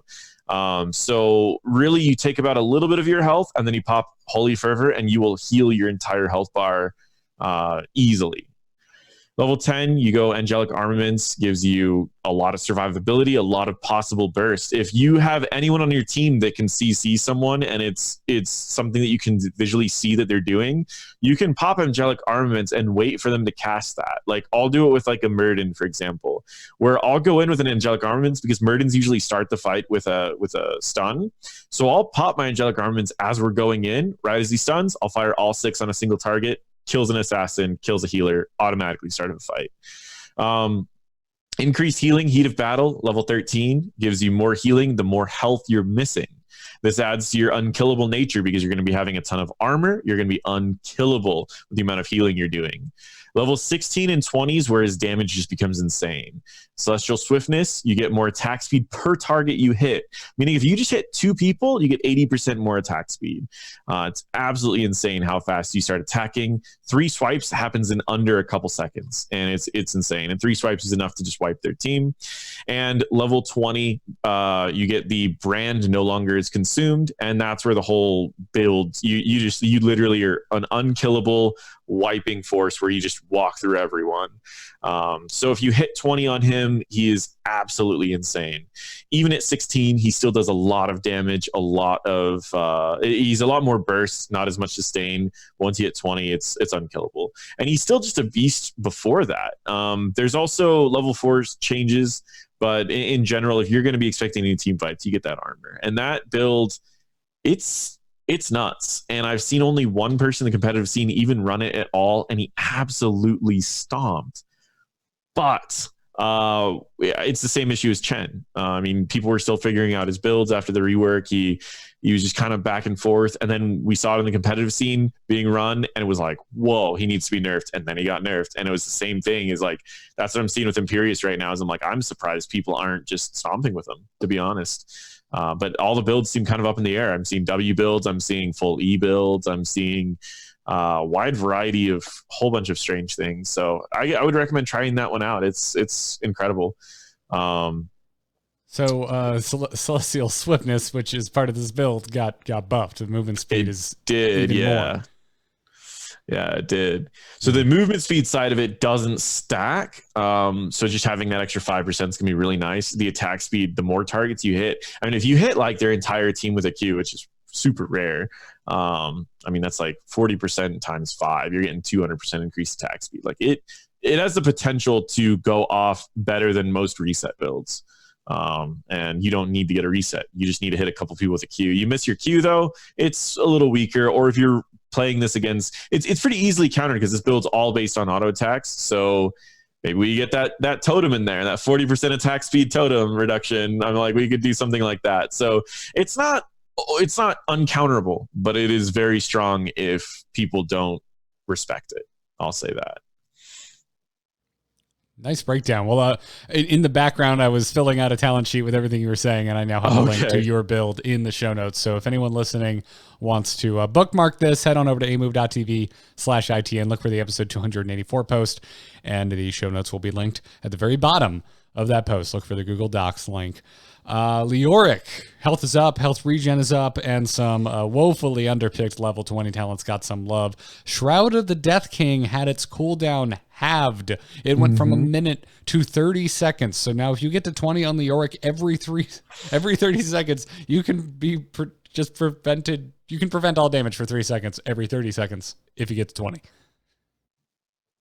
That's it's interesting. This won't affect the competitive scene at all. Leoric was still being picked all the time, and he was always going in Tomb. He was always going whatever the upgrade is that you silence, and so this really won't change him in competitive. But these are some interesting talents for solo queue where people are a little bit less coordinated. That Shroud could be something. Yeah, I like Leoric too. You know, I still see him picked him in my games, but he seems to die even more than he used to. So the health increase, the regen increase here is something I'm happy to see. I'm not personally playing Leoric, but I tend to play alongside quite a few of them every now and then. So yeah, bring it on. We're still not into the age of a reworked Tassadar, but we have a bit of a pre-rework. What, do we have a name for this? No. Pre-rework? Tassadar rework? I'm going to call it a pre-work. That's what I want to call it. Yeah. Health is up. Health regen is up. Basic attack damage is up by a single point, going from 14 to 15. The slow on Distortion Beam has been increased to a 25% slow. It's if you liked auto attack builds, you're gonna have some fun until he gets reworked. I'll just say that. It's been a long time since I've been excited about Tassadar auto attack build. Should I get excited again? Oh yeah, for sure. I mean, some people are overselling it. I think some people are like, "Oh, he's now the best auto attacker in the game." He still can't stutter step. So in the competitive scene, he's still not going to be like the best auto attacker in the game, but he's certainly pretty scary right now. You combine it with wall, where you pretty much wall someone off, you slow them, and then they have to walk sideways away from you, and you're in range the entire time, slowing them. Yeah, it's pretty annoying. And you know exactly where they're walking, so you're dropping storms under their feet the whole way. The whole way. It's pretty annoying. It is definitely an annoying hero. But yeah, if you liked auto attack build, you're gonna have a lot of fun. I'll just for sure say that. Nice. Well, there's quite a few changes to healers. Ariel, Deckard, Karazim, Stukov, all getting changes. Anyone in particular you either of you feel are really worth digging into here? Not really. I mean, I'll just give a quick thing about Ariel. This is going to be great for people who love playing her in like non-competitive. This is going to be pretty bad for people who play her in competitive. That's pretty much that. And otherwise, so like if you liked Ariel and you were playing her in Storm League, you're going to really like this change. Makes it to where she can generate more hope on her own, but makes it to where her team can't generate as much hope for her. So if you were someone to always duo queue with your friend who played something like Lunara, Sylvanas, Gul'dan, that you would just permanently keep your hope up at all times, it's going to be nerfed a little bit. But if you just picked Ariel into anything, yeah, you're going to really enjoy new Ariel. Pretty much what I could say about that. Not much to say for Deckard, just kind of some quality of life stuff makes him a little bit nicer to play with certain talents, certain health buffs. Stukov, I like that ult, and I would still pick it in many situations. But yeah, that's pretty much what I was going to say for any of those.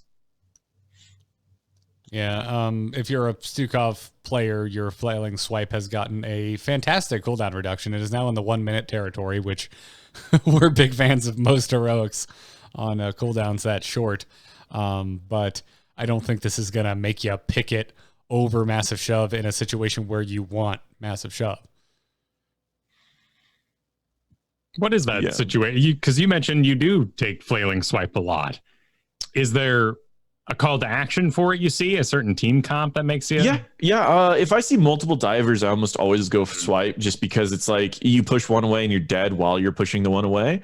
So if you're going the massive shove, so flailing swipe is almost always, if I see like for example, you've got an Imperius and also something else that you need to deal with. You know they're both going to probably dive in a bit, so swipe's really great for that. If you just see a solo tank and then they're all backline, shove's pretty much a free win. You push their tank out of the fight and you win whatever objective you were fighting over. So they're both very good.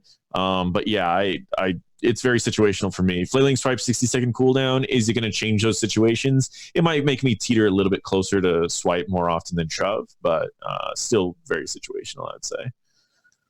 A gray main plus like anything else.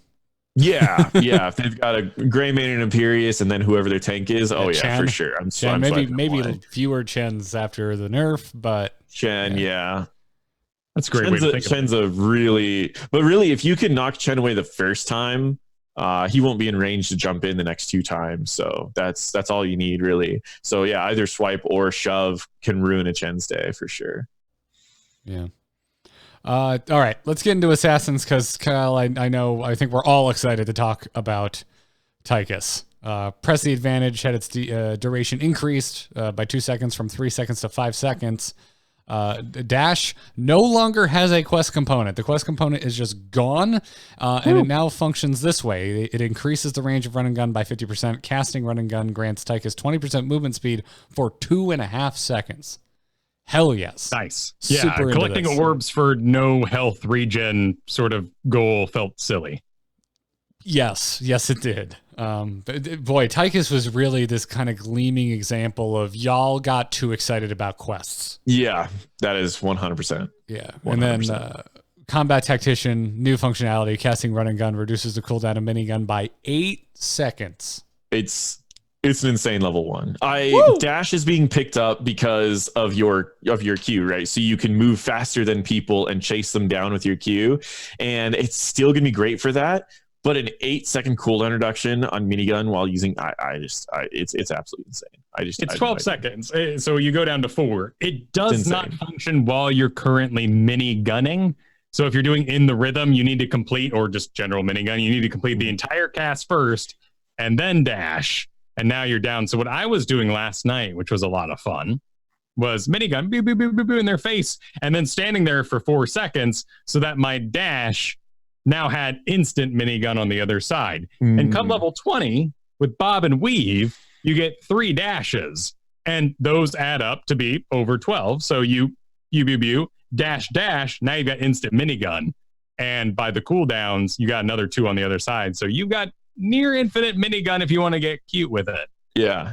I was talking to one of my friends about this, and he was saying that he was doing, because I told him, I'm like, you need to try Bigger They Are, right? I said, I'm trying out some of these other talents. I said, I need you to try out Bigger They Are. And he's like, okay. He said he went against an ETC and a Diablo. ETC was their solo laner, and a Diablo. And he said, right as the fight started, he's like, I literally did 70% of Diablo's health. Dash did 70% of ETC's health. He goes, both of these were like under 2 seconds. He's like, literally the start of a fight, 5 seconds into a fight, ETC and Diablo are both at 30% health from me alone. And I'm like, this will get nerfed. Like, there's no way. This is what I love that they did, though. Like, I love when they just take something and they're like, let's try it out. Let's do something crazy, you know? Even if this makes Tychus a little OP, we can always fix it later. But this talent right here is one of those that makes me pretty excited.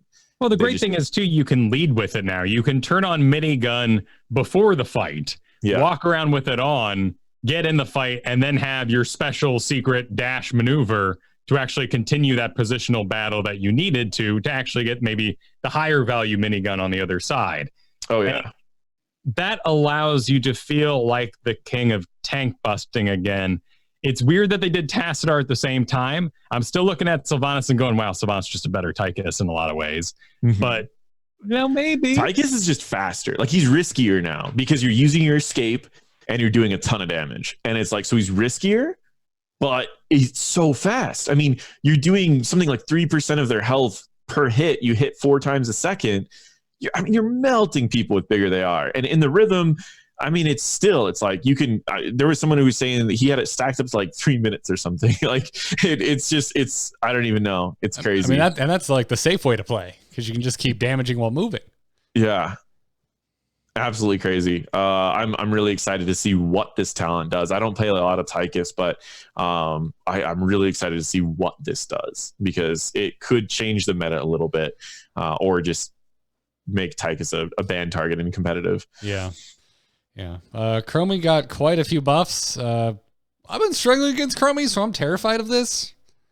Chromie's been really causing trouble for me. Yeah, I was only brought on this show to talk about Blessing of the Bronze, so you guys can have fun here. No. This is weird for me because I feel like they're saying Chromie. Well, Chromie doesn't get picked enough, but there's Chromie mains that are still amazing and do bizarre, crazy, weird time trap business and are in the half of your map backline getting crazy. I feel like they look at mages and they say, Kel'Thuzad, oh my goodness. Li Ming, pick rate, oh my goodness. We need to bring other mages up to their level. But what they don't realize is that in Plat, people will throw if they have 2 mages on a team because they think it's the worst thing ever. Yeah. In Gold, you will have 2 mages on your team because everyone thinks mages are the best because they're the dingy. Ooh, they explode and they died. No one respects the slow, deliberate burning of a building through auto attacks or the person who sort of sustains and makes that Li Ming feel awesome. And then we go lower and things just get even more bizarre. So when they buff Chromie, and with it Gul'dan a little bit and Kel'Thuzad, I feel like they're saying, go double mage. But people throw when they get double mage. So what's the strategy here? I don't know, it's interesting. I know that there were Reddit posts for Time Walker's Pursuit and Bronze Talons talking about how they were just outclassed. And I'm guessing that's the reason they buffed those. Surprising to me that they didn't just change them, because usually when something outclasses another thing and you buff the other thing, then suddenly the first thing got outclassed. And it's like, well, why not just adjust it? But I think they're just trying to make talents a little bit more even. These are underutilized talents, and I think they're just buffing all the underutilized talents. So it's not necessarily a major buff, just that. Blessing of the Bronze lowering the cooldown when you land Qs, though. I sure hope to see Blessing of the Bronze come back, because it was such a busted talent when it came out, but it was such a fun talent when it came out. So I don't know. That's my thoughts on Chromie. Underutilized talent buffs and Blessing. Yeah. We're not done talking about our casters yet. Gul'dan is up next, and Reign of Destruction at level 10. The cooldown has gone from 100 seconds down to 70 seconds. Also got a mana cost reduction, but who cares? It is now a 70-second cooldown. That's insane. It's insane. We don't have to channel it anymore, and now we get to do it every 70 seconds. It's insane. This ability in low ranks was already a good 5% higher win rate than Horrify. And they're making it even lower a cooldown. Makes total sense. It's insane. You horrify and you hope that your team makes a play off of it. You Reign of Destruction, you just hope someone doesn't move correctly and takes more damage than they need to. Yeah. I mean, it's competing with literally one of the best ults in the game. A lot of competitive players argue that Horrify is the most busted ult, the best ult in the game. It is just one of those that gets so much value so often. And But I've always said for a long time that utility can eventually be overtaken by damage if the numbers are there. And I feel like Reign is inching in on having the numbers there. Even in competitive, it's getting very close. I think I said in my video, if you combine it with like Earthquake or Nano Boost with Darkness Within, you'll have permanently free mana. You'll have permanent 25% increased damage. It's insane. So a couple things combo with it really well, and those may make this slightly more competitive in certain situations. But I would say for solo queue, like I said with the other ones, I think this could potentially just be a better ult in general in solo queue. I like that division that you kind of compartmentalize your thoughts there. Like, are we talking coordinated or are we talking pickup games? Yeah, I think it's. I mean, the metas are so different too. I mean, we see that with like Diablo we talked about anyways, like 45% win rate in most things, and then he's like a 70% win rate in competitive when played in Europe. So it's like it's one of those things where you kind of have to clarify. Yeah, Diablo is unique though, because usually you also see a disparity in like the pick rate and the popularity of the hero, and Diablo is still just wildly popular. Oh yeah, so both sides. It's crazy. Yeah, just absolutely insane. Yeah, New Darkness Within. Yeah, if you were going to talk about it, I'll let you talk about it. But it's cool. I think you covered it pretty well. The new functionality in Darkness Within, if you're not reading it right now, is dealing 600 damage to an enemy hero or enemy heroes, causes the next cast of life tap to cost no health, and you're going to grant Gul'dan 25% spell power for a 5-second window. So if I remember correctly, with the spell power talent at 7, which is normally picked up, your Q does 340 damage, give or take. That means that 2 Qs on 1 tank or 1 Q that hits 2 people gives you 25% of your 25% of your mana back and 25% spell power. just literally landing 1 Q on 2 people or 2 Qs on 1 person. That's not accounting for auto attacks. That's not accounting for corruptions. That's not accounting for drains or anything else like that.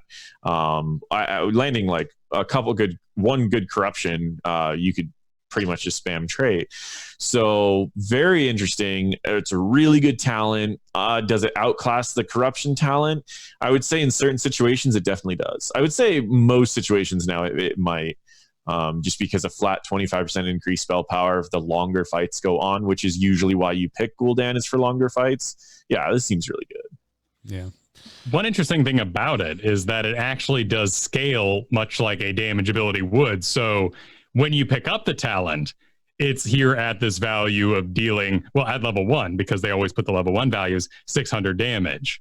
So when you actually pick up the talent at... Oh, so you have to deal more. Okay. Deal more. But okay. I'm actually working on it right now. It looks like it is a cumulative. It's not within a window. So if I were to stand here and auto attack with Gul'dan at level 30 and eventually get to 1,900 damage, I proc Darkness Within. Or I can deal 3 Fell Flames to 1 target, 1 Fell Flame to 3 targets, eventually reaching that climax damage and getting the buff. So the value's 3 for your Qs because they scale at the same pace, I'm guessing. So that's interesting. So not as good as I thought it was, but still pretty good. Interesting. Yeah, and you can build it up. Like you could, Yeah. I mean, it is heroic targets, right? Yeah. Yes. So you could go, let's say, farm it on Misha, walk down to the bottom Braxus fight, drop your big Rain of Destruction empowered. That could then get you another cast on the other side. Yeah, I don't know. I'm excited for it. Why you gotta beat up on Misha? Yeah. Hanzos, they came for your explosive arrows. The bonus damage has been significantly nerfed, about a 20% nerf to the bonus damage on explosive arrows. And then Dragon Strike got a big buff, but it wasn't to its movement speed. So now you can not hit anything every minute instead of not hitting anything every 100 seconds. Yes. Yeah, that explosive arrows nerf is it's bigger than people think. It actually hits kind of a weird threshold where instead of being able to completely wipe the minions on Infernal Shrines at level 13, you have to wait till like 16 before your Q kills them all. And in earlier stages, you're doing less damage, so there's a higher chance that your Q is just going to lower things health, and then the enemies are going to steal it. So it's not just like a wave clear nerf. It also is going to hurt his utility on that particular map, which is one of his more popular maps. I mean, between that and the race map, it's so yeah. I'm gonna alert. I'm about to go full tinfoil, but like, why do you think they are so?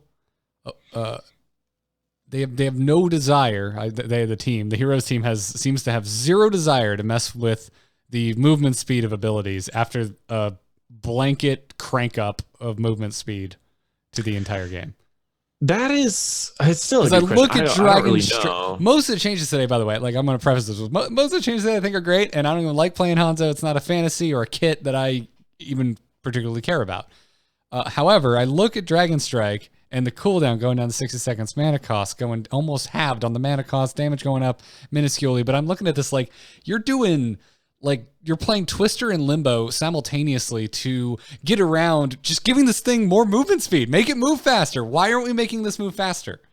You know what I just didn't think about? With that cooldown, that puts it right around the Entomb cooldown. So you could actually just Entomb people and use that every 60 seconds.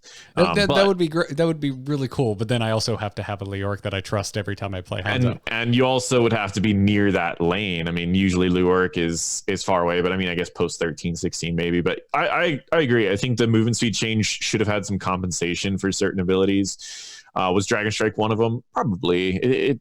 It really doesn't hit anyone unless you're trying to zone out. Like, say you're on Sky Temple, the objective's on the bottom, and they're walking in. You just need like 20 seconds left, and you just fire a Dragon Strike in the entrance. Oh, you've got it for a little while, but at the same time, it's like very rare situations does it get value from zoning.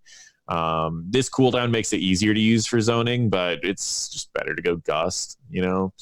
Like if you're going to be doing a hero that does physical and spell damage and has a good range, Gust is just objectively better if you're picking one for zoning. But I don't know.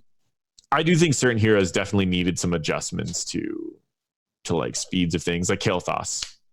In the highest levels of competitive, his Q doesn't land anymore now that the movement speed changes are out there. Empowered Q just doesn't land anymore. Yeah, I mean, we can have the same conversation with Li Ming. I mean, they've gone in here and they've made some changes, but like still, again, Li Ming's with the stats available to us, one of the lowest win rates in the game.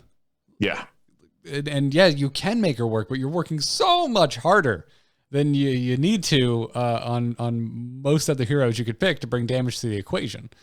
Oh yeah. And so why aren't we also kind of looking at her abilities and the speed at which her projectiles travel and dealing with that? I realize that resets on Li Ming are terrifying and it's kind of hard to bounce around that. Yeah. But I can't help but think of Li Ming in the same breath as why Dragon Strike is triggering me in this way. Well, I think Li Ming is unique in that she has Fireflies at 16, and Blizzard is able to say, with an upcoming talent, with the auto attack Calamity build with Fireflies, you can say, well, you don't like your speed? Change it. And at 16. What if we did that to Vala? Like, Vala wants a late game spell power talent. What if we gave her one that increased missile speed at the later level? And plus, at that level, you've now, in a solo queue environment, learned the pacing.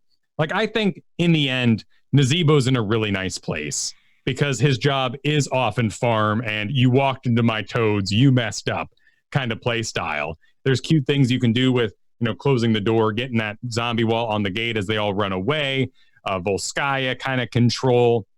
But you could have that same level of control with Gul'dan, who's faster and probably deals more reliable damage in that way. But Nazeebo has this sort of laning presence to him.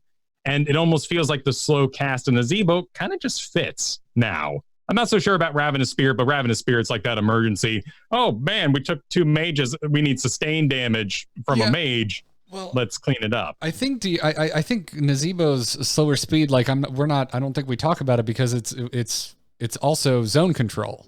Like toads and even a missed zombie wall is still zone control. We don't really think of magic missiles as zone control.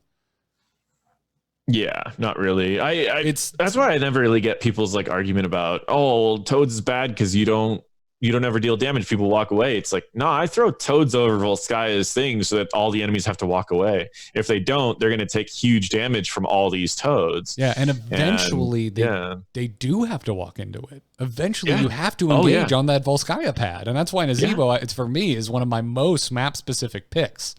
I mean, if not, like literally firing 5 toads at a front wall does like 20% of the entire wall, both walls, both turrets, everything. It's like 20% of the whole thing. If you don't block that damage, I'm going to take your whole front wall in a very short amount of time. So there's a big difference, I would say. But yeah, I think these are some interesting Li Ming changes for like a possibility of a sustained damage build, maybe. Might buff that build that you guys were talking about last week, right? Yeah. The auto attack, auto attack Li Ming build, which I think is really fun. But again, it's just like I feel like I'm giving it my all when I could have just played another hero. And that's been my issue with it, is just at the point you're doing like an auto attack build on Li Ming, it's like it's outclassed by so many people that have better sustained damage. Right. I mean, I use the example of Phoenix a lot of times where it's like you just do that mix of damage a little bit easier. Falstad, same thing. You don't get the reset capability. I guess with Phoenix you could if you pick that one talent, but not as powerful as Li Ming's reset. But she's a hard hero to buff. You buff her slightly too much and she's resetting and just dominating every team fight, but you nerf her too much and she just is, even if she gets resets, it doesn't feel impactful. Yeah, I've been hammering on it for I feel like months now. I don't know how long ago we first started bringing it back up, but do you think giving wave clear back to Calamity would be too much? Yeah, I think honestly her downside should not be team fights, and I think we should, I hate to say we should be pigeonholing our heroes a little bit better, but because we don't want to just lose in draft every time. But I do think that's a great way to balance people, is there's like 5 major aspects, right? Like every assassin, there's like burst, sustain, wave clear, camp clear, and then utility, right? And I think every hero should have a focus on 2 and like a half focus on 1. And I think they should always heavily lack the other two. And I think that's the problem with Li Ming is it's like she's got a little bit of utility. She's got burst, sustain damage, but it's like you can't give her too much wave clear. You can't give her too much camp clear. But she could have a little bit more of that, right? Because she really is mainly burst. So they could give her an edge in an area that might not be expected. So maybe giving her a little bit of wave clear might be okay. A little bit of camp clear might be okay. Or simply just give her more utility in team fights so that she still has the team fight. It looks like they're going with the sustain damage. So again, those 5 aspects, they're going, okay, well, she has burst. We don't want to give her wave clear. We don't want to give her utility. We don't want to give her all of this. Let's give her sustain damage. And I think that's what they're trying to do. Is that the answer? I don't know. But it seems like a direction anyways. So what would be the like sustain auto attack lane clear that teams below Plat could fix their draft with? Because that seems to be the biggest problem with a Li Ming. She's early pick because someone wanted to play her, and now you have no lane clear on your mage, which is where that investment often comes from when we're thinking about you go deal with that pile in that big collapsing concave, and we'll stay here on the shrine. Yeah, I mean, Phoenix, Falstad, they do sustain damage. They both have wave clear. Greymane, if you play him more as a human rather than a werewolf, you will find yourself doing more sustain damage. He has great wave clear. So things like that would be a great physical damage dealer. So you still have a mage doing magic damage, and that she's more bursty. And now you have sustain damage and wave clear and camp clear. That's kind of, I would say, the best answer for that. But I think running 2 mages isn't a bad thing. Most people don't understand why you're not supposed to run 2 mages. It's okay to run them. People get really caught up on that fact. You just need to make sure you still have sustain. You could argue that Mephisto could be used alongside her. He's got ways to make it easier for her to get resets. He's got good enough wave clear. When you go Q build, you just toss 2-3 Qs. That you can handle the waves, and I mean he's got really good sustain damage. Even Gul'dan, very high sustain damage. He doesn't have very many ways to finish people off, but he does a lot of sustain damage, a great wave clear, and then all she has to do is just pick that last couple percent that he can't usually finish off. So it's perfectly fine to do that. It's just that people don't realize that most of the time when people run double mage, you have double burst, and if you have double burst, you just, if they survive the initial burst, you guys just lose the whole fight and the objective. Or they run spell armor, of course. And if they run spell armor, same problem. I think that's interesting because, of course, everyone listening to the show is a sane person who realizes that the sustain can come from talenting that mage different. Your double front line might be able to deal the sustain. But if we're talking about just avoiding tilt with the masses, that is a very limited roster. You said Greymane, Phoenix, and Falstad. Yeah. And those are really like heavy fantasy heroes that take a lot of work to get good at. There's not a lot of crossover with other heroes in terms of their kit. I mean, you could argue like Raynor too. Those were just some that I thought of. Raynor's wave clear is a little bit lower, but he does bring the sustained damage. But yeah, it is kind of a tricky. Understanding the draft is something that people don't usually do in their ranks, but at the same time, everyone makes so many mistakes. You could draft really poorly and still win. That's usually how it is. Yeah, that's a good point. Anyways, we're pretty much at the end here of the balance update. There were some minor changes to Medivh, Vala, Zeratul, and Murky. We're not going to dive into that for the sake of time, because we actually have quite a few questions for you specifically, NotParadox. We reached out to our supporters and asked them if they wanted to ask you anything. Okay. So if you're good on time, we're going to dive into this. Yeah, let's do it. Siri HS asks, do you think a role queue/lock system like the implemented recently into Overwatch would benefit lower leagues? Interesting that lower leagues is specifically mentioned here. I know they don't want to force a meta, but a little order amongst the bronze and silver chaos would be welcome. Yeah, I think that in my honest opinion, I've been playing a lot of Overwatch ever since they did this. I personally feel like this is the best changes they could possibly make. Because it makes it to where it changed up the meta, which was already very stagnant, and most of the pros really hated the triple tank, triple heal meta, also known as GOATs. And it was just kind of, it was bad. So there's a brand new meta in the game, Everyone can play the role that they want to play, and everyone can be rated based off of their best role, not the role that they get shoved into. And so I think it would be really cool.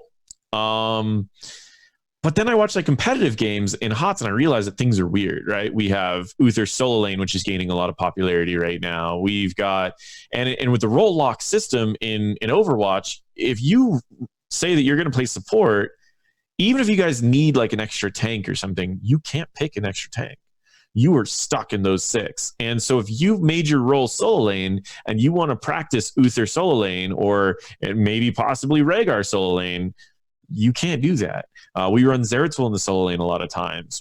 You may not be able to do that if you're stuck in the bruiser role. So that's the strange part about it, is we actually have 6 different roles and 5 people can play at a time.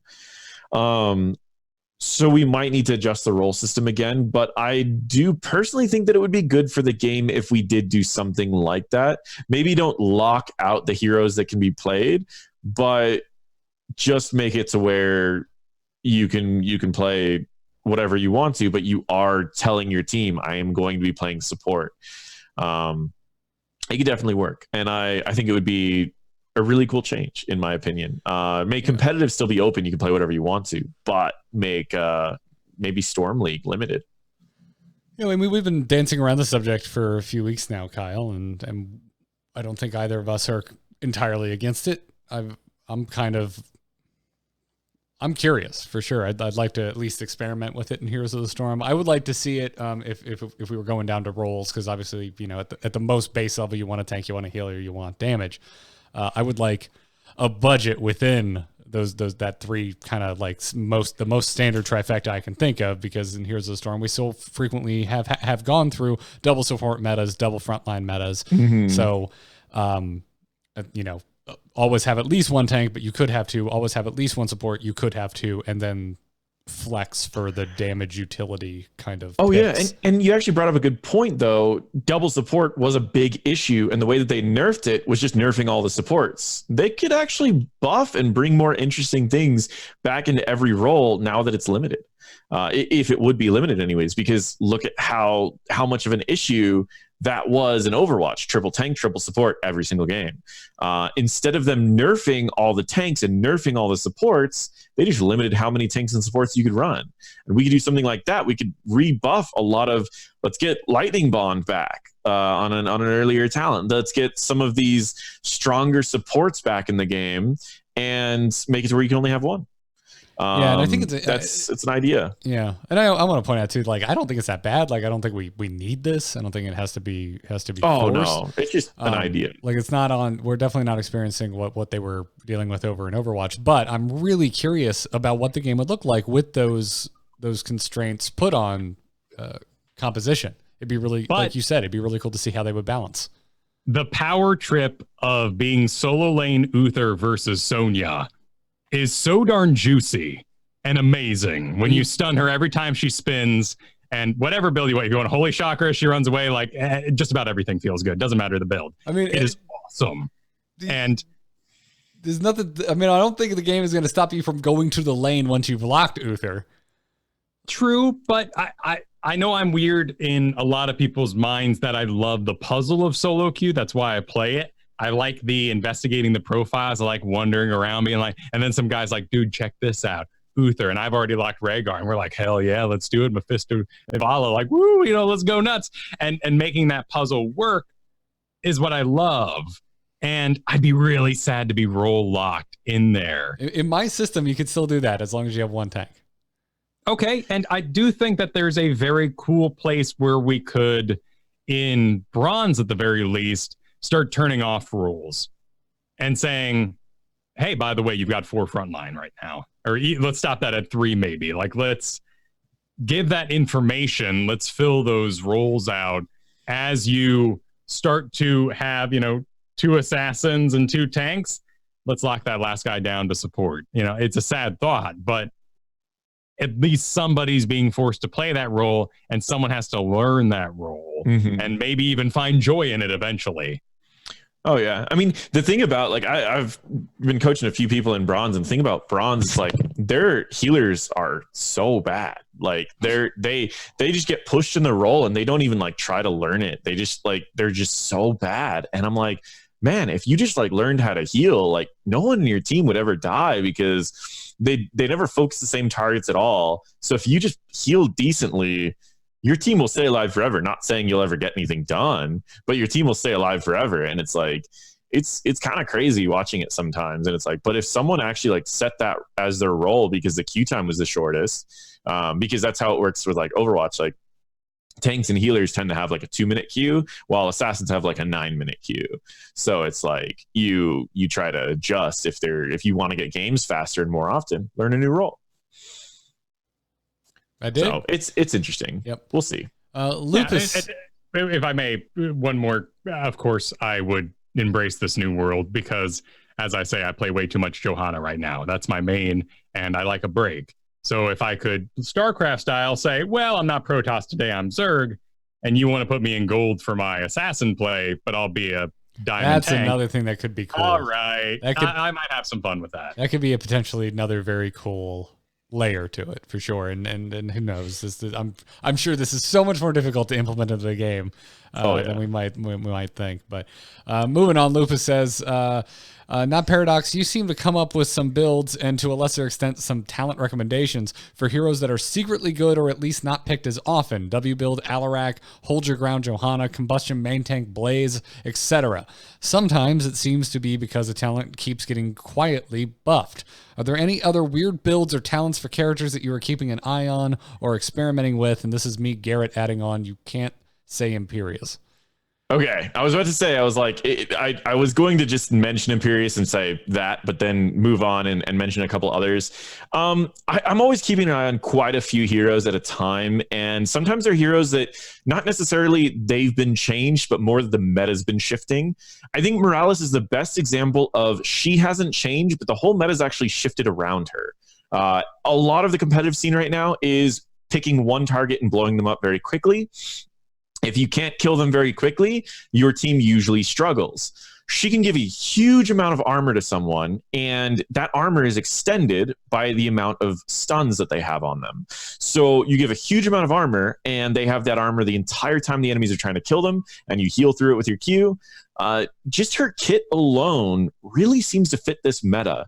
As long as you could ban a couple divers, and even in the right builds, she can just heal herself by making it activatable.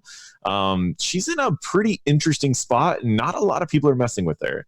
So I'd say her is a great example. Of course, after this patch, I would say if you're not looking twice at Tassadar right now, you really should be. Only because I've been watching B-Dubs, he's a Grandmaster Tassadar main, play a variation of the auto attack build in Grandmaster with a 60% win rate before the buffs.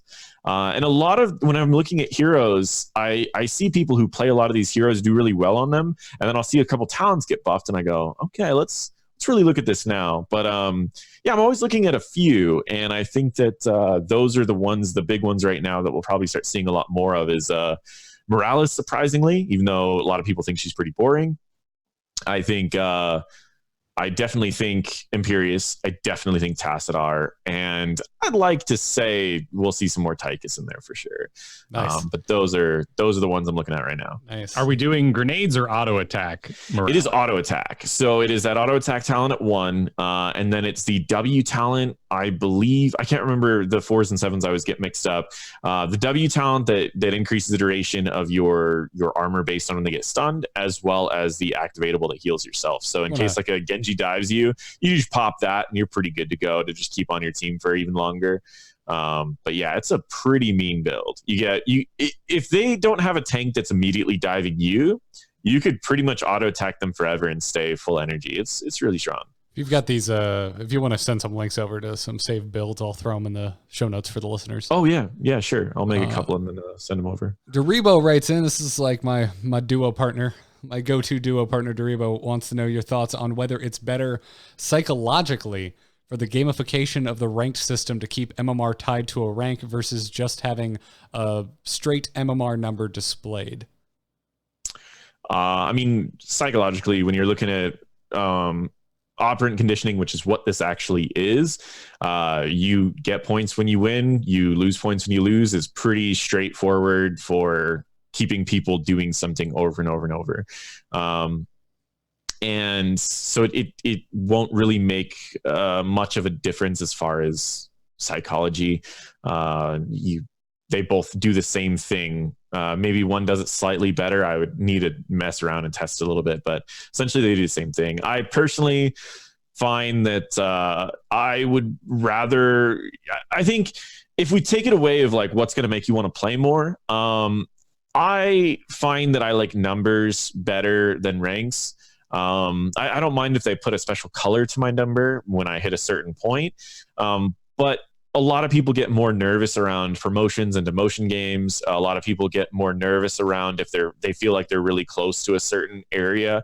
And I find that's more psychologically detrimental than just the gamification of trying to just play again. So I think the difference is negligible. But I don't know. I'd have to mess around with it a little bit more and look at it. I personally like seeing just a number. I mean, like, for example, like Overwatch, I think I'm like 25 for support and I'm like 16 for tank. And so I know that, like, I believe I'm plat for support, something like that. And it's like, you can, like, you just see a number, but I don't really care about my rank that much. I just see the number go up, see the number go down.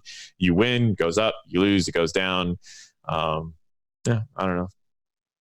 That didn't really answer his question that much, I don't think. It was a very long, I should be a politician, very long amount of, or a lot of words to say nothing at all. No, you should be a podcaster. Congratulations. There you go. Yeah. All right. Final question. Bringing us to the end of the show. Redbird Menace wants to know, I've been primarily a tank player in Storm League for a long time, but it's not bringing in the results anymore. And I'd like to branch out into more ranged assassins. Any suggestions for 1 to 2 to really focus on and practice that aren't highly contested to get the job done around the mid-gold area? Jaina for sure. I think that Jaina is the best mage in the game. And she's not contested in low ranks, and she's heavily contested in high ranks. So when you're in mid gold, Jaina by far. Learning how to play her well. She's one of, like I said before, how there was the 5 areas, right, that every range assassin should be balanced on. You have burst. She is the best burst mage in the game.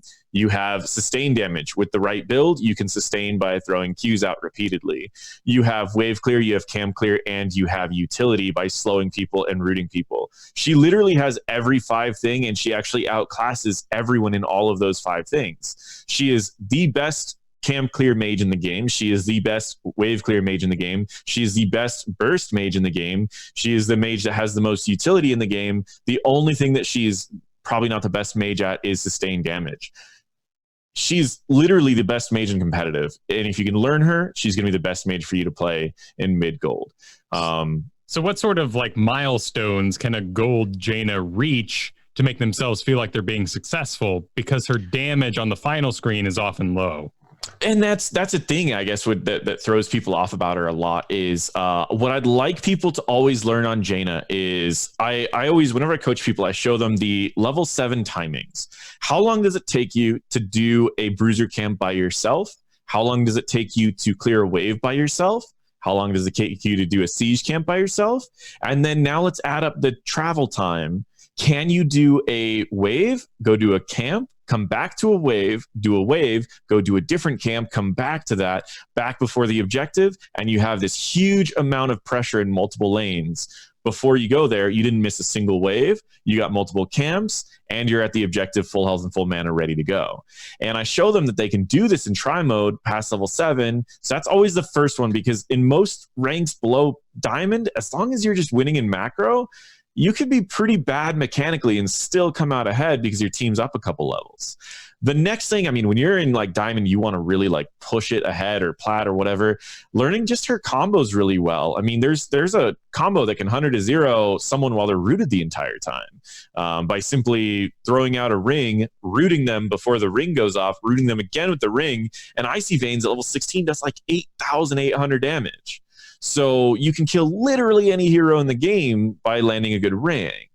Against heavy divers, you throw water elemental on them, you could pretty much just ignore the diver for the rest of the game because they're going to spend their entire time running away from the water elemental or dealing with it. Jaina by far is she has everything you would need as a ranged assassin, and she's not contested in gold at all.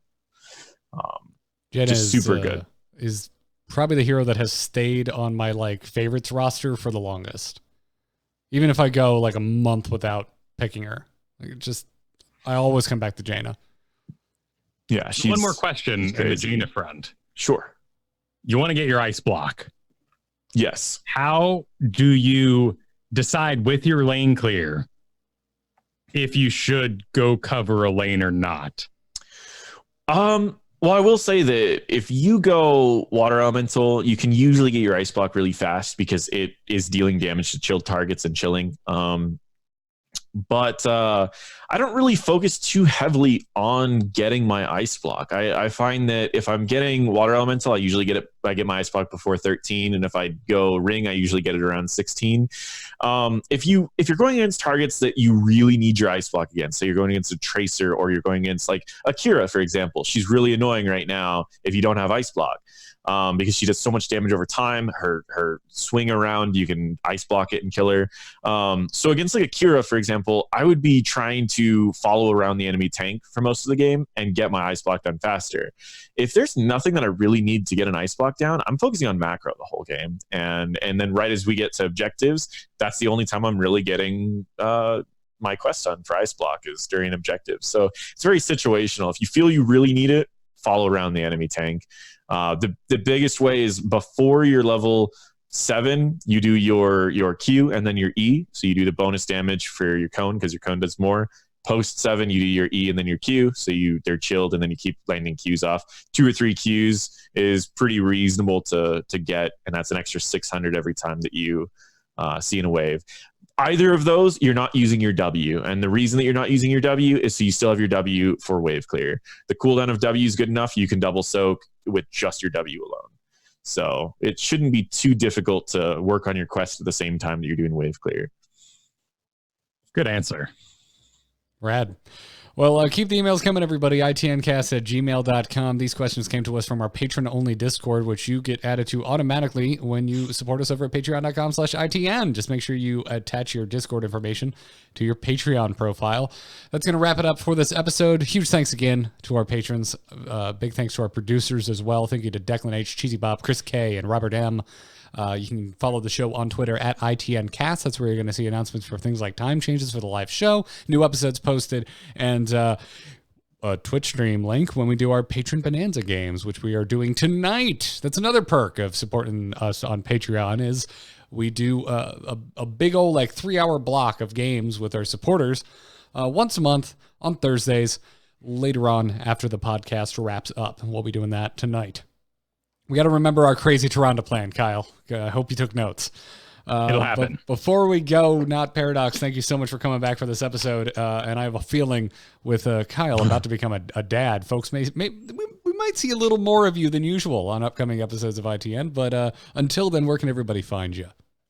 So again, guys, I was a little dumb. I don't have NotParadox on everything. Everything's kind of moved around a little bit. I've got NotParadox official at Facebook, _paradox for Twitter, NotParadox on YouTube. But most people know me from my YouTube. I do Here's a Storm content. I do psychological content. Almost everything's gaming related. And so I usually recommend people check me out there. I do also stream, and that is twitch.tv/NotParadox TV. But if that's all confusing, you could pretty much just Google NotParadox and you'll find all my stuff. And that's what I usually just recommend people do. And thank you guys seriously for inviting me back. It's always a lot of fun. I cannot recommend your YouTube channel enough. I know I do it every time you come on, but it's been a little bit since you've joined us, so I want to recommend it again. I'm a subscriber. I'm a big fan. I think you're doing some fantastic content, and everyone should go and check it out. NotParadox on YouTube. Kyle, where can everybody find you? You can find everything I do over at KyleFergusson.com. You should certainly check out if you were a blossoming DM interested in the Dungeons & Dragons. If you want to play Dungeons & Dragons and you want to play Dungeons & Dragons, so you're like, oh, I can't find a DM. You're the DM. Learn to DM. And you should listen to my show called DM Gives Inspiration, wherever podcasts can be found. A 15-minute show every week, giving you tips, mechanically and psychologically with dealing with that table. Rad. I'm Garrett Art on Twitter, 2 R's and 2 T's in the spelling of Garrett. Other than that, you can probably only find me in Azeroth these days because I have been sucked into the time vampire that is WoW Classic. I'm really enjoying it, y'all. I am leveling 2 characters right now because I'm a crazy person. How many hours is that yesterday? Every time I looked in the BattleNet. What was that? Yesterday? How long were you in there? Oh my God, my earbud is shorting out on me. Can I hear you yet? I don't know, can you? Yes, now I can. Okay. I saw you in BattleNet yesterday. Yep. How many hours was that? I'm afraid. So here's the thing. I'm afraid of queues. So whether I'm playing or not, I'm logged in, which means I'm actually doing really well in the auction house right now. Because anytime I'm waiting to hear, like, I'm sitting in an online room waiting for the meeting to start. What am I doing? Checking my auctions. I've got a video rendering. What am I doing? Checking my auctions. So even if I'm not actively playing, I think I already have like 20 hours logged on my Hunter just because I've been logged in basically nonstop. You monster. Hey man, you've got to play WoW. Yeah, I'm the same. I'm logged in right now, running against a wall. Yeah, I'm not logged in right now because I didn't. No, I got disconnected. Actually, that's sad. Yeah. Wow. So, pro tip: WoW Classic players, auto running does not protect you from getting booted for AFK. It did for a while, but now they're doing these little disconnect things every once in a while, so it'll get you. They should, unless there's some kind of weird bug, it should just bump you back to your character select screen though, and you should have a decent amount of time to relog. I'll see what my queue is, but either way, it's really fun. If you guys aren't playing WoW Classic, you can try it out. It does have a lot of leveling, so just keep in mind that you will be leveling for quite a while, yeah, it's a ton of fun. It honestly, it could just be fun because it's like I used to play WoW, vanilla WoW, and so it's like it's coming back to all that, but it's a lot of fun. Yep, check it out. That's gonna wrap it up for this episode, everybody. We'll be back next week, but until then, good luck and have fun. Take care. Pick Jaina.